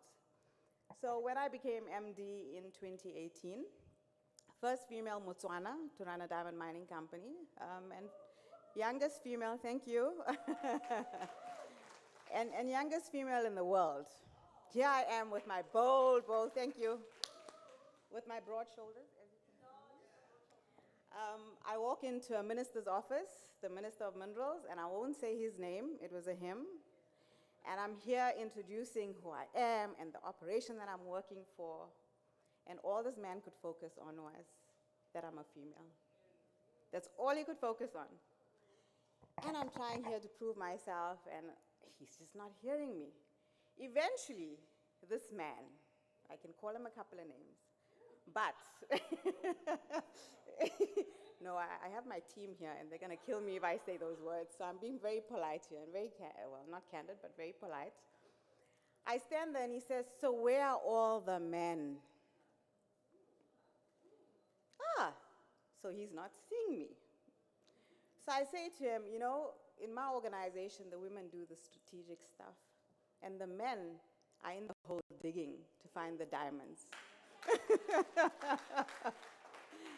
So on that note, I'm sure you all understand what I'm saying and you've been through it. I'd like to acknowledge the program director, AWIMA leadership, distinguished guests, the mining executives here, industry partners, government representatives, sponsors and delegates, members of the media, most importantly here, because you're making us look good and you're doing a lot for AWIMA.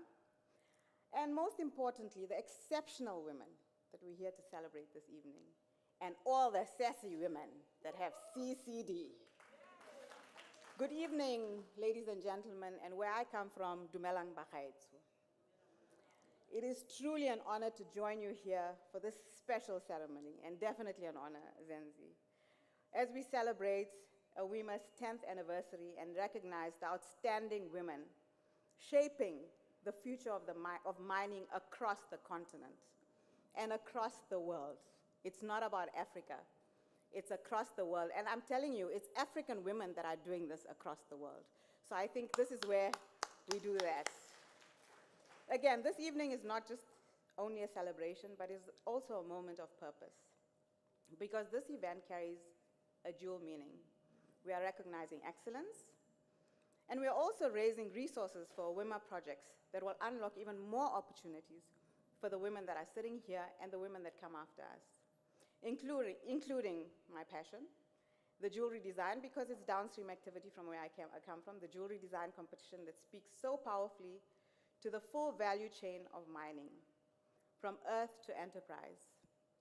We talk about beneficiation. We should be the drivers of beneficiation.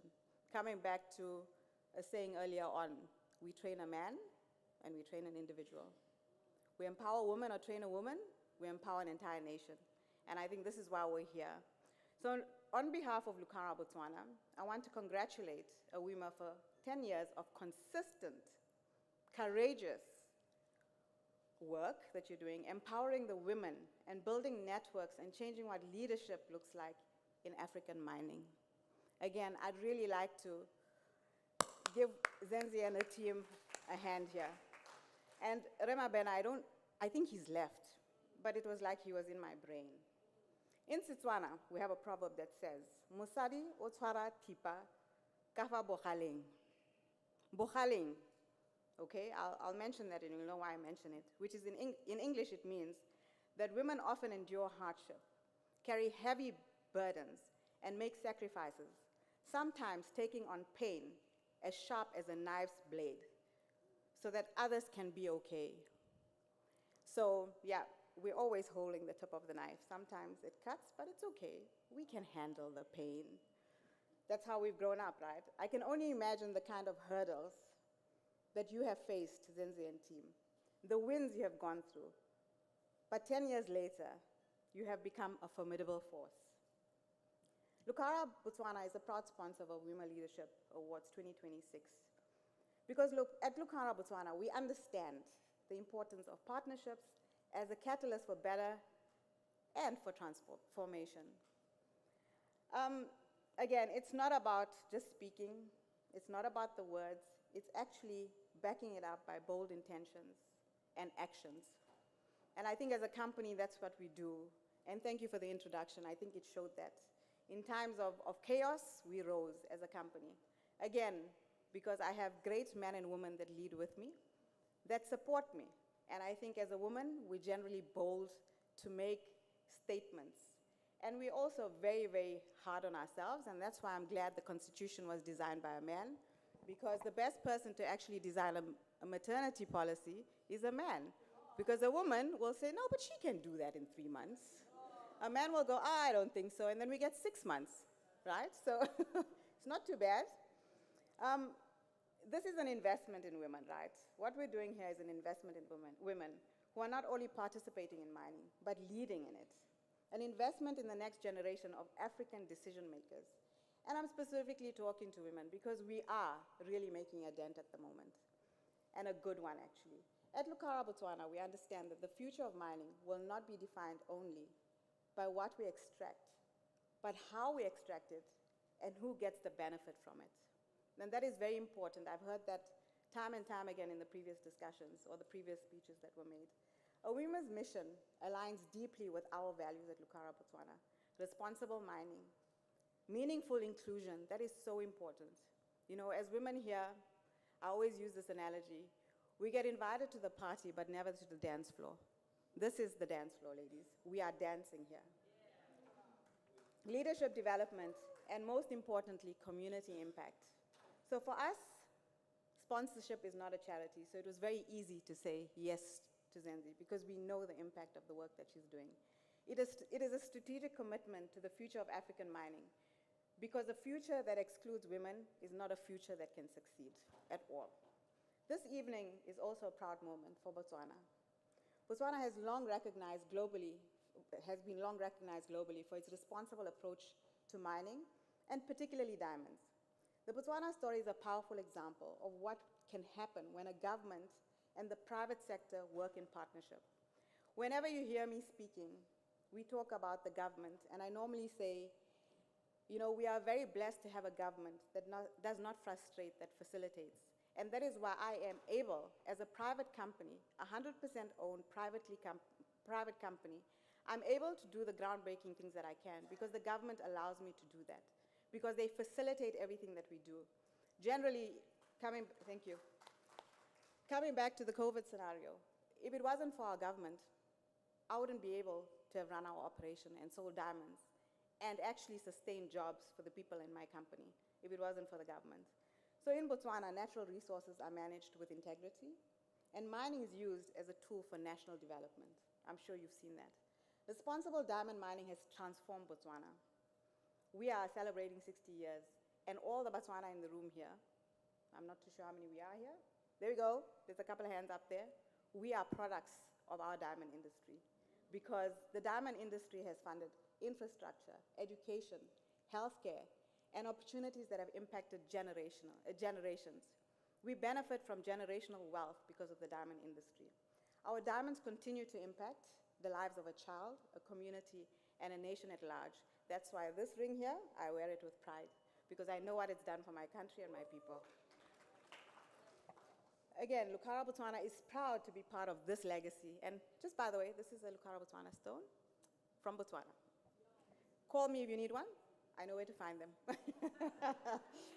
Our operations are built on the principle that mining must deliver long-term value, not only for shareholders, but for the citizens and the communities of our entire country. We are committed to ethical extraction, transparency, and ensuring that mining contributes meaningfully to development. We have changed the landscape of corporate social investment. Over 55 years, the country has benefited from government coffers. With Lucara Botswana being in industry for 15 years, we have developed an entire village that felt that they were left as a ghost village.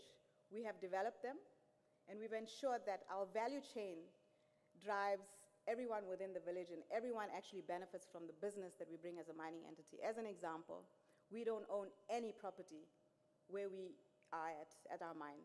We rent from the people, the local people in Tlhakane, so that we empower the individuals in that particular village.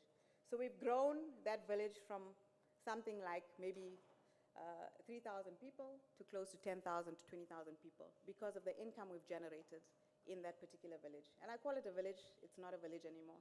If you go there, we actually have a mall now, just by the way. I think what's important about this is that we are a very conscious miner, a responsible miner, and a sustainable miner. We don't just look at now, we look at the future and the forever. And it's sustainable. We don't just mine and leave a hole behind. We ensure that we leave hope for people within the communities. So we don't leave communities as ghost communities. We leave them with the opportunity of, yes, you've benefited from mining, but how have we diversified the communities around us, which is 19 villages around us? How do we make it sustainable for them that when the mine eventually closes down, they actually have income and they have lives beyond mining? So that's who we are as Lucara Botswana. We create generational and sustainable wealth for our communities and diversify the communities. We are actually in farming. We are miners, but we have empowered communities to actually farm and create jobs out of those farming projects. Inexpensive projects, but impactful for generations.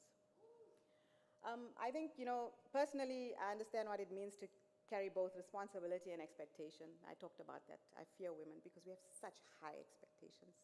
So when I sit here, I'm like, oh, but it's okay. I see that you love me and I love you too, so I think you're not going to judge me. And I also understand that leadership for women in mining is often not just about competence. We talked about beauty earlier on. I'm like, no, it's not about our beauty. It's about the competence. But it goes beyond that because we know we are competent individuals. It's about persistence. It's about proving yourself twice, thrice, 4 times across. I've heard you, ma'am. And then it's about also understanding that we will get a lot of no's along the way. And how do we manage those no's? It's the persistence. I'm on this dance floor and I'm leading the dance. And again, it's about walking into spaces where you may be the only woman and sometimes the only African woman, and I'm going to bring it closer to my religion, the only Muslim woman with a scarf, and you know how and you know how conservative the Muslim men are. Yeah, so it brings a very different dynamic. Being a woman, an African woman, a Muslim woman. Yeah, it's a whole new dynamic. Plus, I get to deal with Jews in the diamond industry. So it's even more dynamic, but they're amazing people, let me tell you. They love me for who I am. And, sometimes it's also about being the first and the youngest, because when I walk into the room, there's a lot of gray beards. And yeah, it's always about proving myself first before I actually bring my... We have a long way to go, that's all I'm saying. But I love what AWIMA has done. It's going to make it shorter for my child, my daughter, and my daughter specifically. It won't take us 17 years to get to the helm. Hopefully it'll take her 4, Zenzi. Yeah. Like I say, the tide is changing, and watch it. Watch it hard, okay? In Botswana, we are seeing women rising across the mining sector in total. In the engineering field, geology, operations, procurement, safety, community relations, leadership, entrepreneurship. And for those who don't know who I am, I'm a chartered accountant. We don't lead mines, and I'm here. So if I can do it, the non-technicals, you've got this. Okay, you have this. You've got it in a bag. Lukara Botswana, again, after my promotion, we saw a lot of women coming to the fold, a lot of women coming to the forefold, or should I say to the forefront, specifically because they saw a dream actually materialize. We had such a good problem when we were interviewing for vacant positions. We had so many women coming to the forefront, to the point that I'm now being blamed for employing women. But that's not the case. I'd like to see a brave man apply and get the job, but we have a lot of brave women that are taking it and are taking it on the basis of what they can deliver to the organization. So honestly speaking, I think we have impacted at operational level. We have the first, in Botswana anyways, I'm not talking about the other countries here, the first hydrologist, she's a woman. First female hydrologist at my operation. First check manager, female, at my operation. Homegrown, we believe in promoting internally. If you don't have the competencies or you're not ready, let me not say competencies, you always will, but if you're not ready for the job, we're willing to take the risk. And that's what women do. We take those risks. We nurture. That's who we are as individuals. Mining is very difficult, ma'am. I do agree with you. But we as women, we thrive in difficulty. We actually, if somebody tells you no, oh, really? Watch what I'll do. I'll show you what I can do. And I think that's what we do as women. Women leaders invest back into their communities. We do that really well where we are. We strengthen families. We drive inclusive development. And for me, that is so important because it's sustainable. The standards are raised. I keep talking about it, right? We have such high standards, right? And it's good because we are perfectionists at what we do. I always talk about, when we're going out to get a job and there's a job available, a woman will ask herself 10 times over, am I ready for this job? A man never asks that question. Why do we ask that question? Because we're perfectionists. So if there's imposter syndrome in this room, please get it out. I don't think we need it. Thank you. And I think we bring perspective, or should I say, I know we bring perspective, not I think, which makes organizations safer, stronger, and more sustainable. And that's who we are all about in the mining industry. It's about sustainability.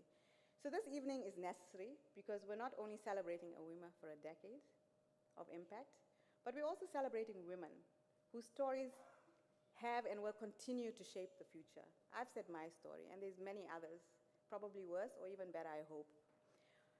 One of those women, and patriotic to my Botswana, is Ada, a fellow Botswana, in fact, sister, child, I don't know. I think I'm older than her, so I'll call her my baby. A fellow Botswana and a finalist for Women in Mining Entrepreneurship Award today. Ada's recognition is not just a personal achievement, it is a national statement that says Botswana is not only producing diamonds, but is producing thought leaders as well. Because Africa's mining future will not be built only by those working inside mines, we said this earlier on, but also by entrepreneurs building solutions around them. That is so important. This evening also reminds us of something important. Progress requires partnership. That is so important.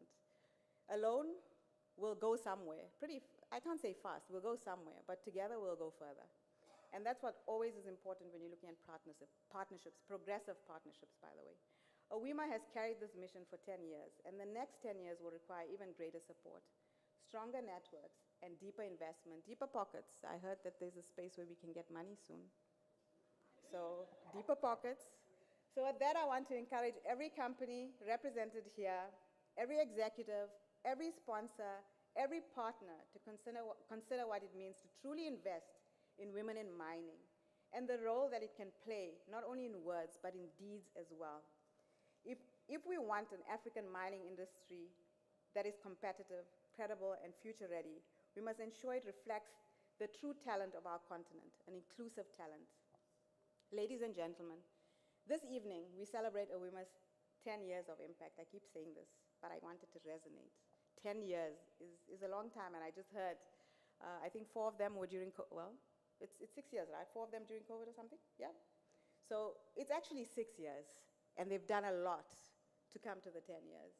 We celebrate the women being recognized for excellence and leadership, and we celebrate inclusivity, where women are not invited into mining as guests, but positioned as architects. I'm going to highlight the word architects. We're all here, and we individually and collectively will shape the future of mining in Africa. Lucara Botswana is honored to stand with AWIMA, and we look forward to continuing this partnership in a way that delivers real outcomes for women, for communities, for Botswana, of course, and for Africa.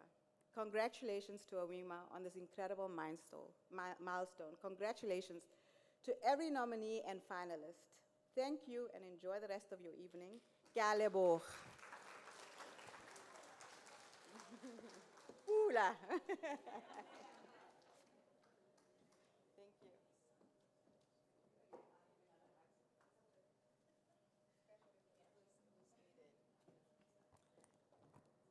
Now, what a way to start the awards.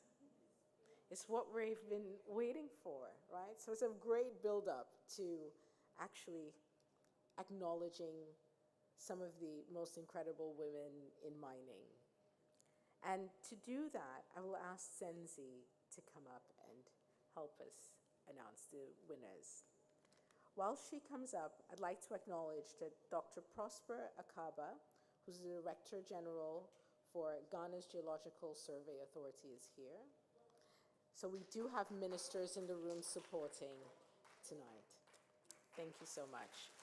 And he's mentioned that he is a big supporter of women in the industry and he wants to do more. So Dr. Akaba, we expect to see you invest more, not only in Ghana, but in AWIMA. Thank you. You see, that's how you ask for money, with a smile. So I will ask Senzi. Ooh, my goodness. I am wearing an outfit from Nigeria, which I don't know how they wear these things. Ladies and gentlemen, we have waited such a long time, but thank you so much for every speech. Everyone that has spoken here has empowered us and has encouraged us in one way or the other. So that was the one part of the evening tonight. But why we are actually here is to meet the leaders of the night. I will keep it there. So we were supposed to play a video tonight that was going to just show us a journey of how far we have come. But one thing you will learn about the current president is that she's a type of bit of a perfectionist, and there was a glitch in our video. But we will play it on our website. It will be played on our LinkedIn page as of Monday, maybe when we fully recovered. But I want to start with the awards. So I must tell you something. When we ran this competition, we decided to make it a little bit different this year. And we thought the only way we can do it inclusively enough is by, and fairly enough, is by calling in external judges. So we asked nominations from across the continent, and we had 7 very powerful categories. And I don't think we have the time to talk about them, but I think the name of the category will speak to it itself.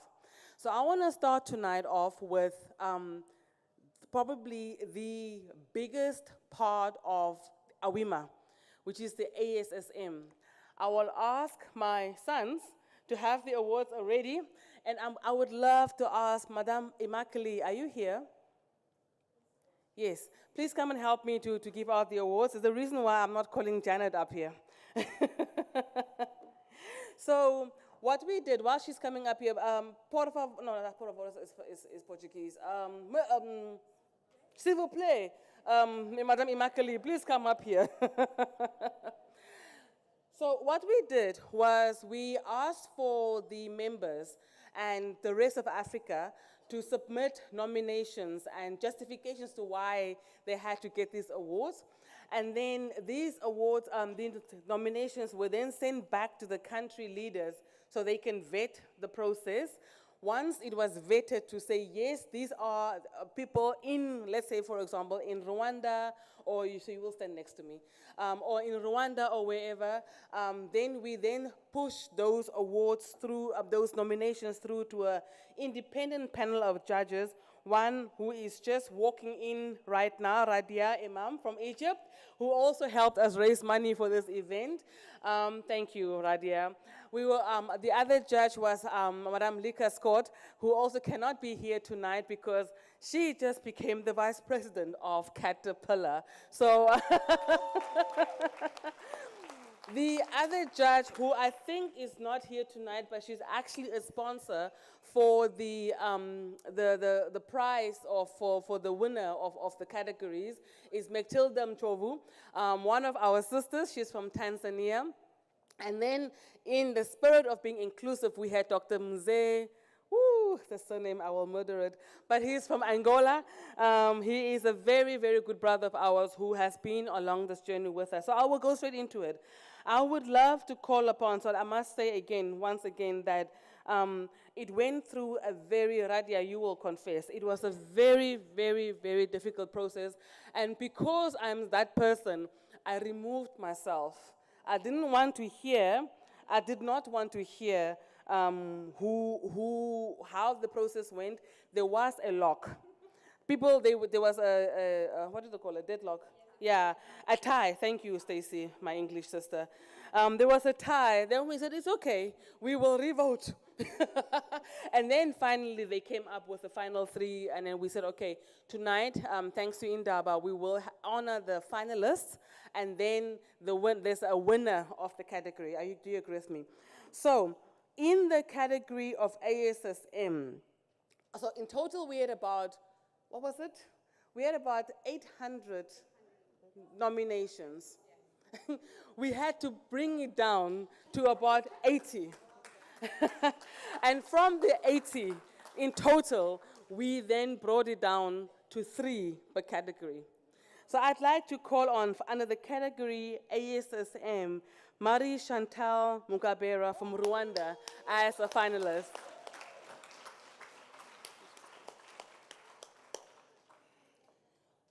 Marie Chantal, I don't know, will be followed by Fatimata Joao Kogom from Niger. I don't think she made it.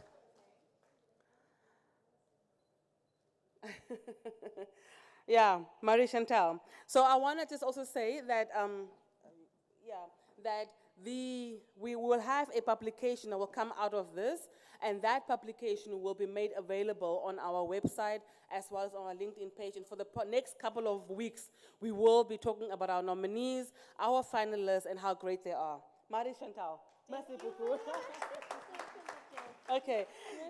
Merci beaucoup. So Fatimata is not here, but I'd like to call upon the winner of the category in the ASSM, but she's so wonderful that she couldn't make it, but instead she sent her son here. Etienne, are you here?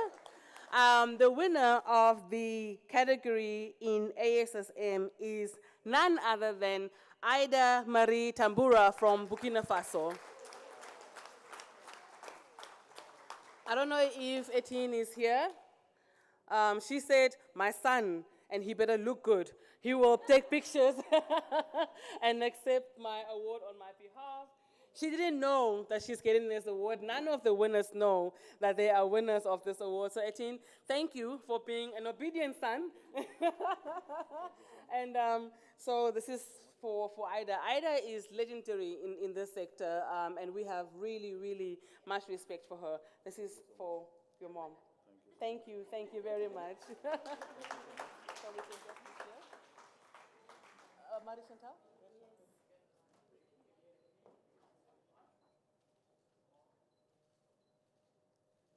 Thank you. Thank you. Thank you very much.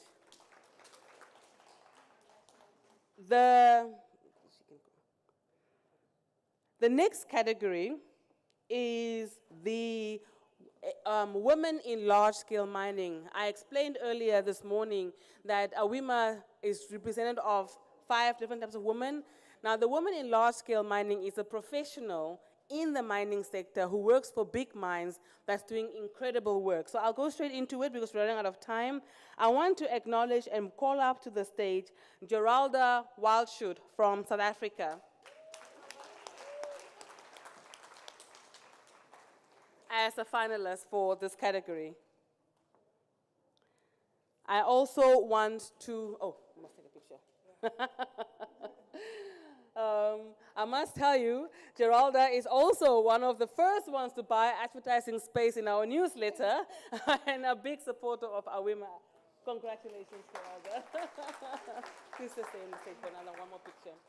I also want to call on the stage and acknowledge Rose Mayembe from Tanzania as a finalist for this award. Rose Mayembe from Tanzania. Geralda.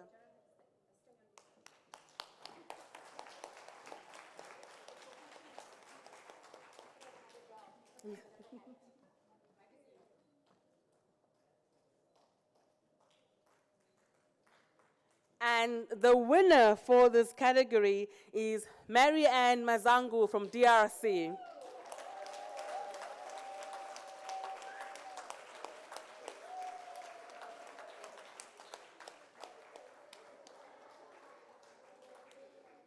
And allow me to mention again that each winner is not just getting a certificate, a trophy, but also a beautiful prize from Wow Me through Mektildam Chobu. Congratulations.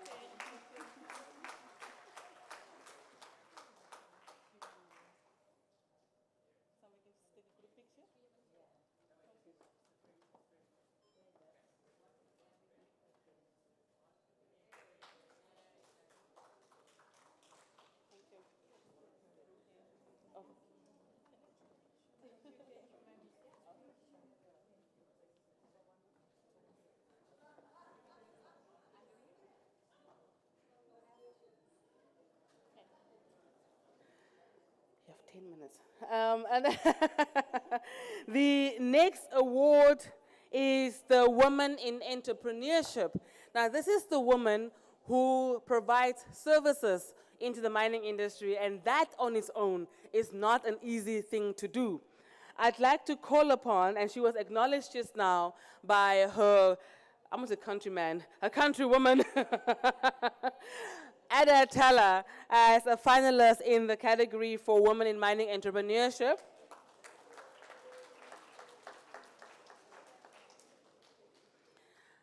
Now, while Ada is coming up here, the next finalist is from Tanzania. Is it Kenya? Kenya. Miriam Mimo Chaplin, who is currently, I think she's in the USA, achieving, or rather receiving another award. And so she, yeah, she's currently in the USA. So Miriam, we see you. She is watching us online. And the winner of this category, I don't know if she's here, is from Tanzania, Leminata Cornell Kabikumula.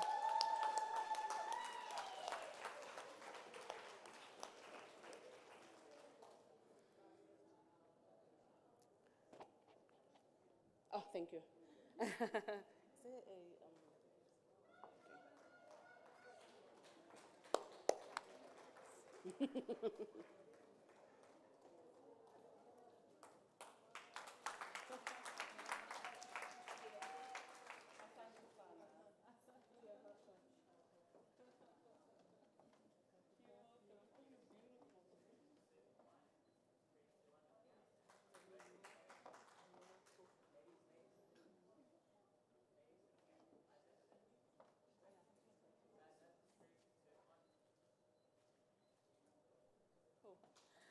And thank you. Then the next category is the women in community development. Asante sana. Asante sana. The next category is a woman who does what the fourth category of women in mining does, and that's the women in community affected by mining. And this woman goes beyond her call of duty to ensure that the women in the communities are taken care of. And there I want to call upon Refilwe Kune from Lesotho as a finalist.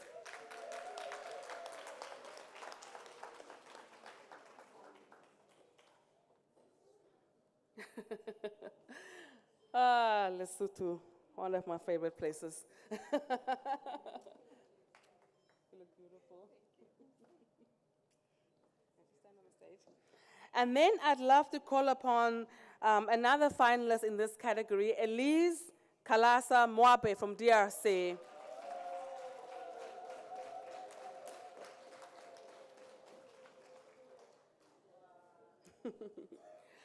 If you read the profiles of why these women were chosen, Radia, you will understand, and I can now understand why tough it was. I had the privilege to read the profiles, and it was not easy. They are amazing. These women, every nominee in this category, all the categories were quite amazing.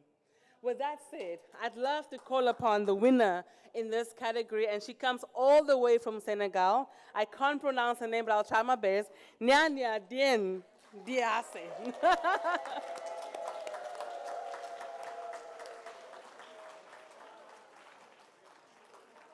Yeah.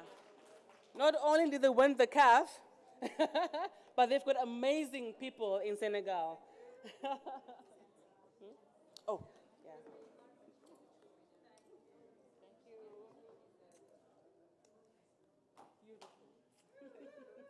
Congratulations. Let's take a group picture.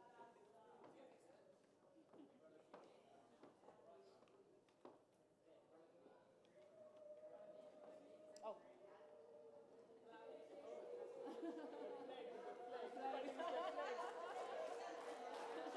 And DRC as well.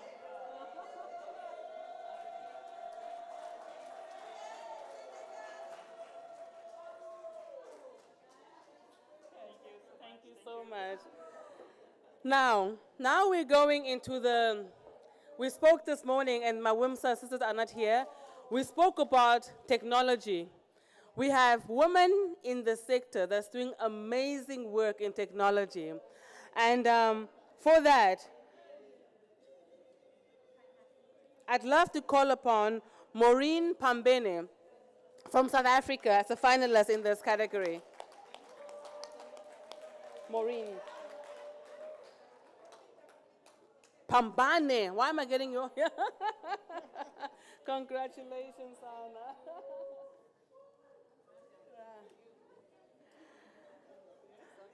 And we heard earlier how strong DRC is. So I'd love to call upon Clarice Falanga Maui from DRC as a finalist in this category. Clarice, you're here?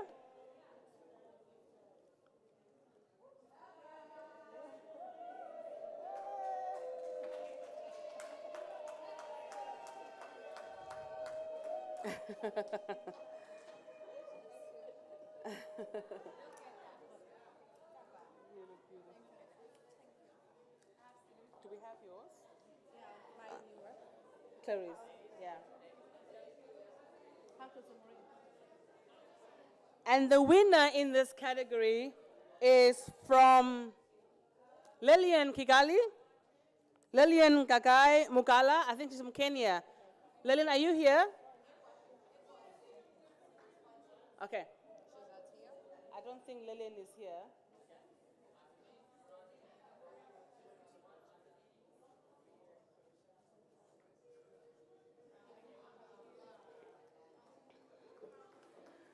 And we spoke about how we are handing the torch over to the next generation.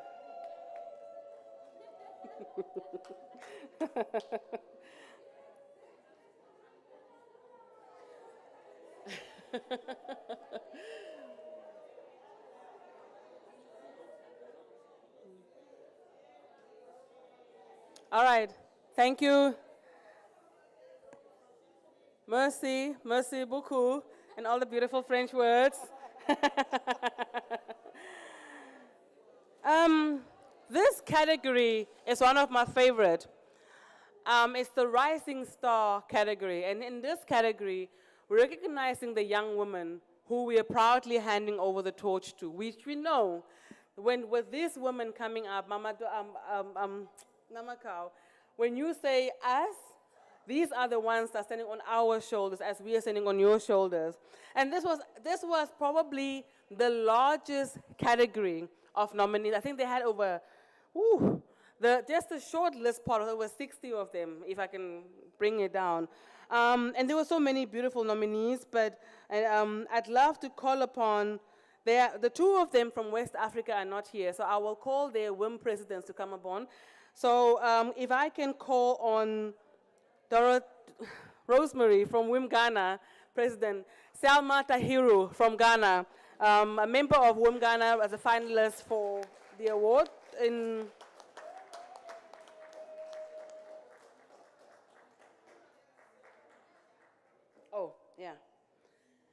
So Rosemary is the president of WIM Ghana, and she's receiving the award on behalf of Selma Tahiru.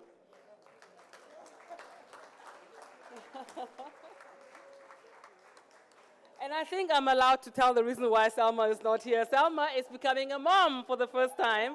That's why she can't be here tonight. I also call upon Madam Janet to receive the award on behalf of Shinase. As a finalist for this category.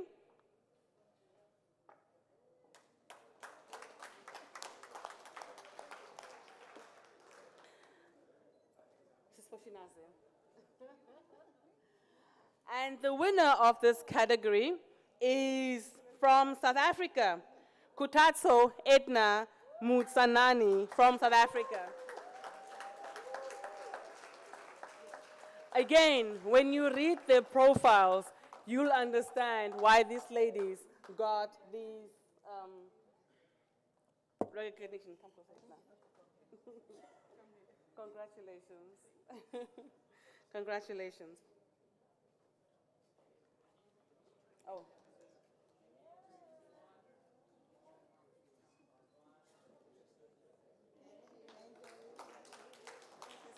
You're welcome. Congratulations.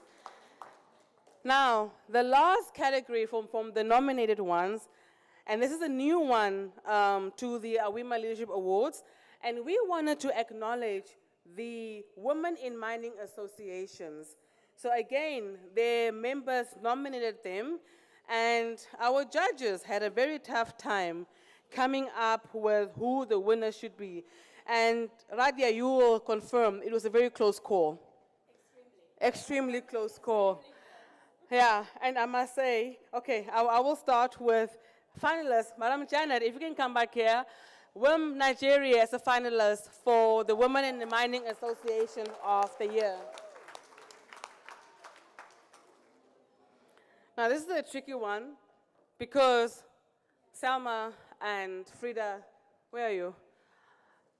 My members thought that WIM Namibia should also be nominated, and the judges thought that we were also a finalist for the association. So for WIM Namibia, if I can ask any one of the two here tonight to receive the certificate.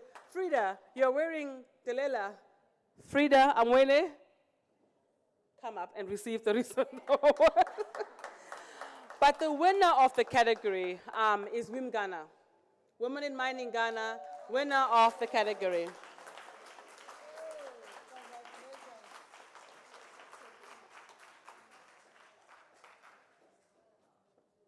Osama?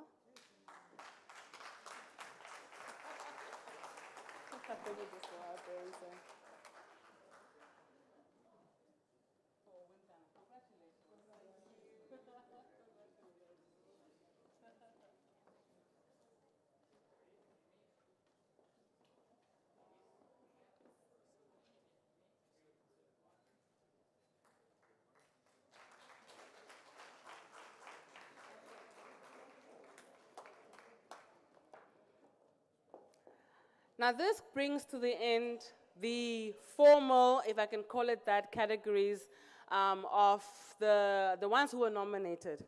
And now I'm making an executive decision, and I thought I should honor women that I personally think deserve special recognition. And you will all agree with me after seeing the amazing presentation that she gave, that we will honor Madame Namakau Amina Kaingo with the Lifetime Achievement Award.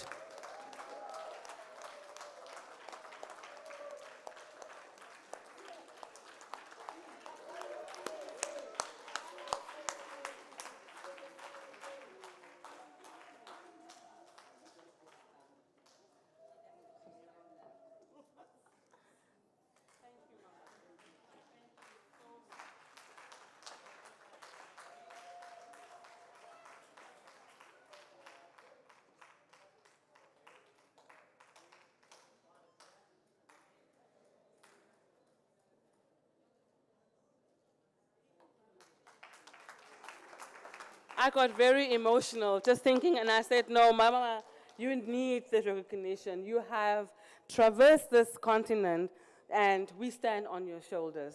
Thank you so, so much.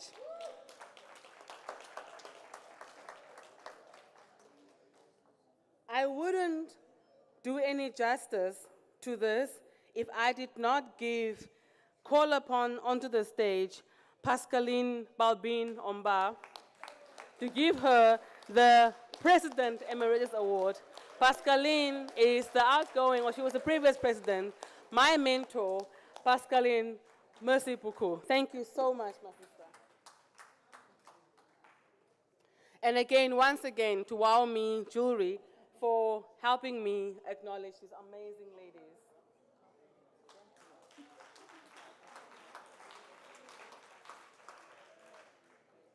Oh, me. Oh. Thank you. Then there are those, I call them the Presidential Recognition Awards. Janet, I would not have survived the past 2 years without you. So I give Janet a special award just for what she has done. And I think alongside Namakau, she is one of the ladies on this continent that gets the least recognition for the work she's done. My sister Janet.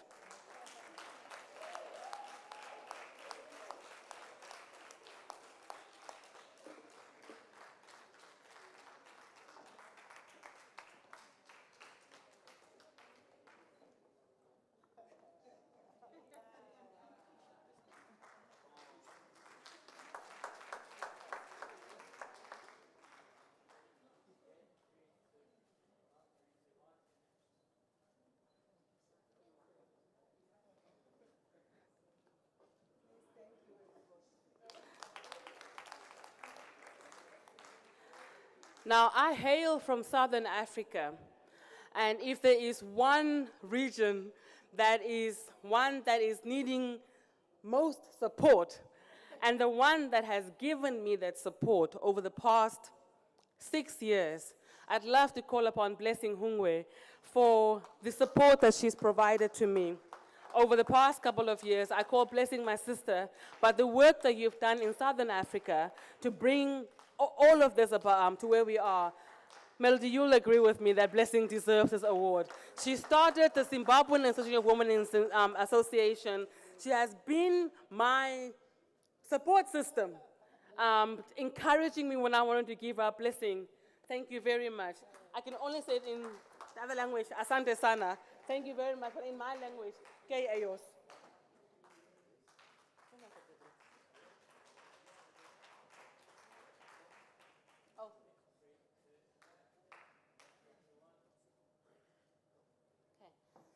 I think I'm done, almost. No, I'm not. No. There's one more, two more. How many? Two more. Okay. I think this one. Imakali. Imakali is from Rwanda. Now let me tell you about how special this award is. Imakali is speaking French and that other language in Rwanda, but she's also the legal head in this current board for AWIMA. And I would tell her, Immaculate, I have this problem. She goes, Madam President, write in English. I will get back to you. And trust me, the past year, we had some issues that needed hectic guidance. And without Immaculate, I don't think I would have made this here as well. Merci beaucoup. Merci beaucoup. Am I forgetting somebody?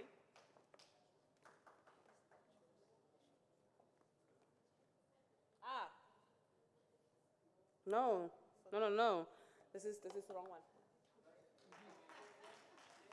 Oh, yeah. Whom did she? I'd love to, there's a small box. This one. Yeah. Is it? I'd love to call back on the stage Madame Dorothée Masele. Wim Diashi, for this year, you're getting the Presidential Award. Now, this is the association. No,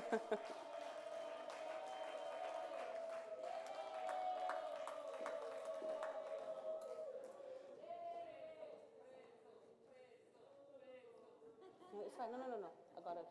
Yeah. This just needs to be fixed. Yeah.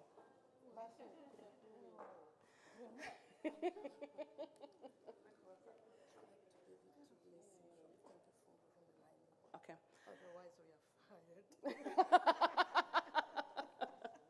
She wants to call upon blessings from Tenga Forum. But let me tell you why I thought I should recognize Wim Diashi. These are the ladies, no matter what event we have, they are the first to say, what do you need, Madam President? And for that, we honor you. And so please, if Blessing from Tenga Forum can come out and receive this award together with Madam Dorothée.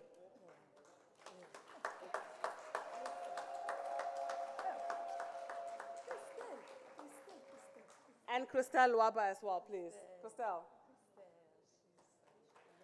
Your time is up, yeah. I'll give you a call.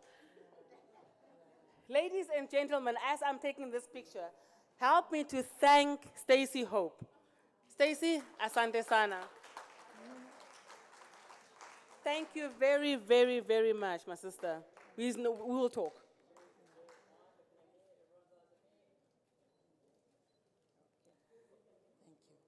Thank you very much. So, Shanice is here. It means my time is almost up. So with this, I'd like to call upon Madame Melody Kweba to give her statement as the founding president of the association.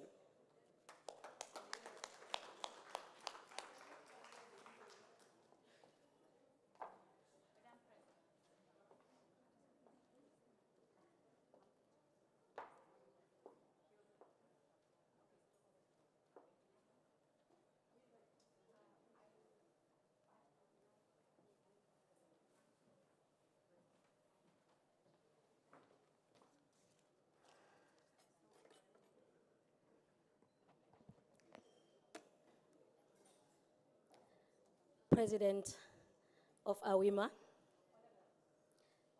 members of AWIMA from different countries,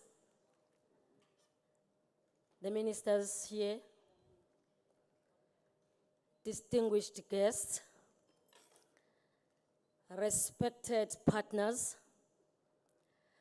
award recipients, the captains of the industry, the sons and the sisters of the soil. Good evening. Tonight, it's not just a simple celebration. It's a moment of reckoning with our past, recognition of our present, and responsibility for our future, the CCDs. As we mark 10 years of our association. Okay. We're not merely celebrating the passage of time. We are honoring endurance. We are affirming conviction. And we are standing on the shoulders of countless women whose work for far too long went unseen before there was AWIMA. When AWIMA was first imagined, it did not begin as an organization. It began as a question that I was asking for those that were there in that meeting. I remember one of the earliest conversations that sparked this journey. It was not held in a conference room. There were no banners of AWIMA. There were no sponsors on that day, except the sponsors of that business linkages forum that was called. It was a small, informal meeting. A few women from different countries, different disciplines, different generations. What united us? Not a complaint, but it was a clarity of where is women in mining. Each woman in that room was accomplished engineers. They were geologists, entrepreneurs, policy experts, community leaders, yet every story echoed the same reality. We were advancing individually, but we were invisible collectively. That's why we formed AWIMA, so that each and every woman that is in mining has got a home. Look, today, we are recognizing women that participated in this previously dominated, male-dominated industry. There were no continental networks that reflected our lived realities. No institutional voices advocating specifically for African women in mining, but our mama already has started that journey. But no one was saying the story. That absence was loud. And it demanded an answer. AWIMA was born not out of convenience, but out of necessity, because we wanted to see a home for women in mining.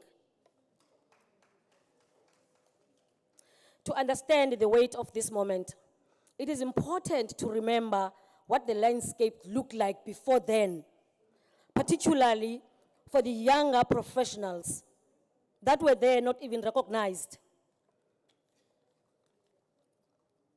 So when we spoke about creating an association for women in mining, it was not immediately embraced. I remember our first formal proposal. We had worked on this project. We believe in it deeply. And we presented it with optimism that one of these days, even if it's going to be after 10 years, we will achieve it as we have achieved. We are here today.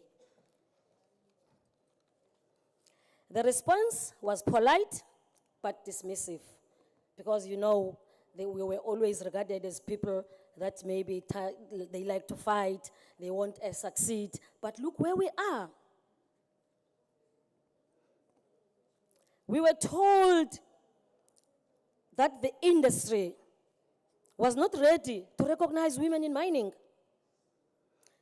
But there were gender issues that needed to be addressed. The experience teaches you something important. Later is often the most dangerous word in development. Later delays injustice. Later dilutes agency. Later quietly preserves the status quo. So we made a deliberate choice. We chose not to wait. We chose to build AWIMA anyway, without guarantees, without funding, and without permission. We chose to institutionalize. Are you coming to me? Oh, you want me to finish? Oh, thank you so much, ladies and gentlemen. I think the story of AWIMA, it needs more time. Because it was not a journey that was for 5 minutes.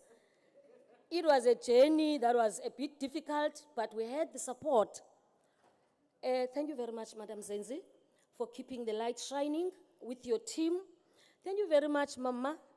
I'm very proud today. You indeed deserve the lifetime achievement. To all the ladies that received the awards today, we congratulate you. Keep up the good work. Shine wherever you are. I thank you.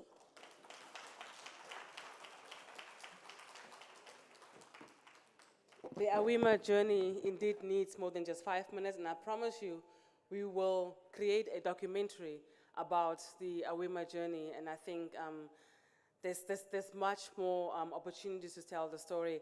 But we are on our sponsor's time, so we cannot keep it any further. If I can call on the stage Madame Pascaline Omba to just give a few remarks about her journey as the past president of AWIMA. 2 minutes, please, Madam President. 2 minutes in French or English? French. You're faster in French. Yes, because, I have to first think with my head, and now if it's 2 minutes, it will be difficult. Good evening. It looks like people are not happy, and I think that people receive the award. That please, if you can clap for those who receive the awards. Thank you very much. Like I said, mine will not be long because I prepare a speech, but given the time, I cannot go to this speech. I want just to say that we are coming very, very far, and we are here today. For me, it's like a success because working like a women president or a woman in mining leaders is not easy. There are a lot of challenge, and to go through a program like this one is not easy for us. What I need just to say as the previous president is that we did a lot. There are a lot of programs going on, and there are projects that we take to the road, and we have this today. Because like Zenzi said, it's not the first time we are celebrating the Allah, it's the second one. Apart of the Allah, we also have other projects as Africa Maval, we have the jewelry project. We also did gender-based violence project in 5 countries. A lot of things has been done. And we have challenges, like I say. And also, I know that many, like Zinzi said that there are other projects coming. Mine is just to thank our sponsors who are here today, to thank all ladies who come to support the event, and also say that I need us to stand up and congratulate AWIMA for its stand here. I know everybody don't have the glass, but some have glasses. If we can stand and raise the glass to the 10th anniversary of AWIMA, I need to do that for our visionary founders. There are Melody who are here, but also I want to talk about Georgette who are not here. She worked a lot. And for all our leaders, Aida, Dorothée, Blessing, please, I need us to stand up. Levons-nous pour un verre pour AWIMA, parce que le travail qui a été fait a été très important. Je crois que nous devons célébrer, et à cet effet, je voudrais que nous disions un round encore d'applaudissements pour notre association, parce que 10 ans, it's not 10 days, it's not 10 hours, it's too much. What I think that we will do for the next is to have an inclusive, equitable, and prosperous mining association. Long live AWIMA, and thank God for all of you who are here. Thank you. Merci beaucoup. Merci beaucoup indeed, Ms. Her, my sister. I can't say that in English and French. I tried. Madam Janet, can I just call you to give the closing remarks because our time is up, or almost up, we've got 8 minutes. But let me, as she's coming up here, just acknowledge all the leaders in here. I want to acknowledge Madam Esperance, Dos Santos from Angola, WIM Angola president. I also acknowledge the presence of Dr. Rokhaya, from one of the founders of finding people of Home Senegal, Ida Diop, my sister. I acknowledge you. Thank you very, very much for your presence. Of course, Lindy, I cannot forget you. Lindy Nakedi, one of the previous presidents of WIM South Africa, one of the people who got me onto the stages and got me to encourage me to do this WIM movement. So, Madam Janet, over to you for the closing remarks. Thank you. Once again, everything that has a beginning must come to an end, no matter how beautiful. Number one, permit me to congratulate Zenzi Awasis for this beautiful day, and the board, and all members of AWIMA. It is not easy. You know, when you, as a professional engineer, I know that when you are doing a foundation, nobody sees the foundation.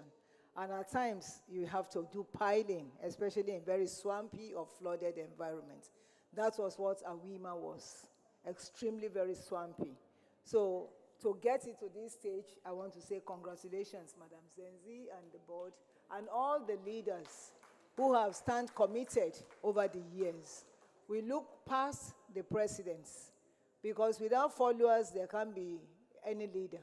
We commend all the leaders across the country. Some are standing. We are not unmindful of some of the issues we normally have as women. But one thing stands for sure, and that has been established today.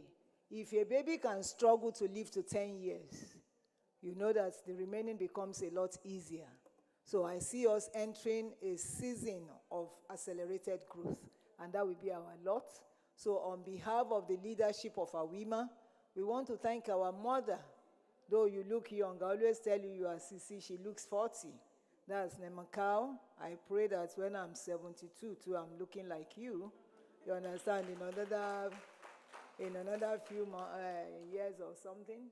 So you're looking so smart. I want to thank our former presidents. That's Melody, the founder, Georgette, who worked so much to lay a foundation, Madam Pascaline, and now you, Zenzi. We commend all the WIM country leaders, because working without funds, I know what it is. Working without support, I know what it is. Because you find out that most women, and so you don't have to tell us your story. We know the stories. People leave you alone to do the running around. People see you on camera, they didn't know what you go through in the dark. And people think, oh, the money is in your pockets. We know you are spending your funds because nobody gives us money. But you have picked up the challenge. Don't look back. Where you are seated today, I tell people, somebody paid the price. If you are lucky to have your mother go to school, it's not likely your grandmother went to school or your great-grandmother. But so they paid the price to get you to where you are. So what price are you paying for the next generation? So if today you don't have somebody you are bringing up in the sector, somebody who can look back in what we used to call a male-dominated sector, for you to bring up somebody who in 10 years' time will equally say, that is my mentor, then you've not started. So go back home, all of us. Let us be strengthened. We've been invigorated by our leaders, by the powerful Zenzi, who was able to unlock this place for us. We are all seated. Calculate how much some of us will have paid. I want us to acknowledge that.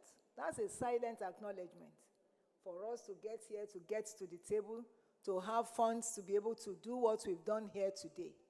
Let us not crash it, I beg of us. As we go back home, if we have gaps, let us close them. Let us close those gaps. All those ego, all those adulterated organizations, penetrating. Please permit me, Madam President, to speak for that for 2 minutes. All those adulterated organizations, I can tell you the genesis. I'm from Nigeria. I can tell you. AWIMA, we don't have anything called executive director. When you have an executive director, go and find out how organizations are formed. That executive director controls is more or less a limited liability organization.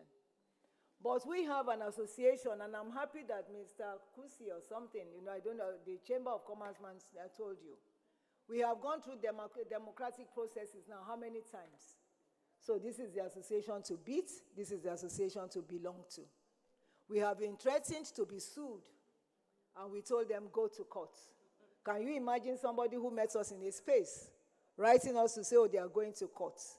How do you, for anybody who has conscience, you don't pick names that will destabilize or confuse people. It's an act of fraud. It's not acceptable.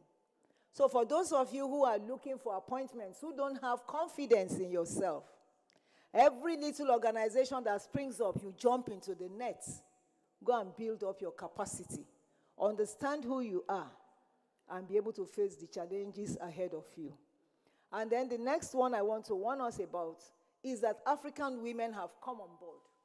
Some of us schooled abroad, and I know, and I've always said it often, that the brain of the black woman or black man is not inferior to that of my counterpart in the global north.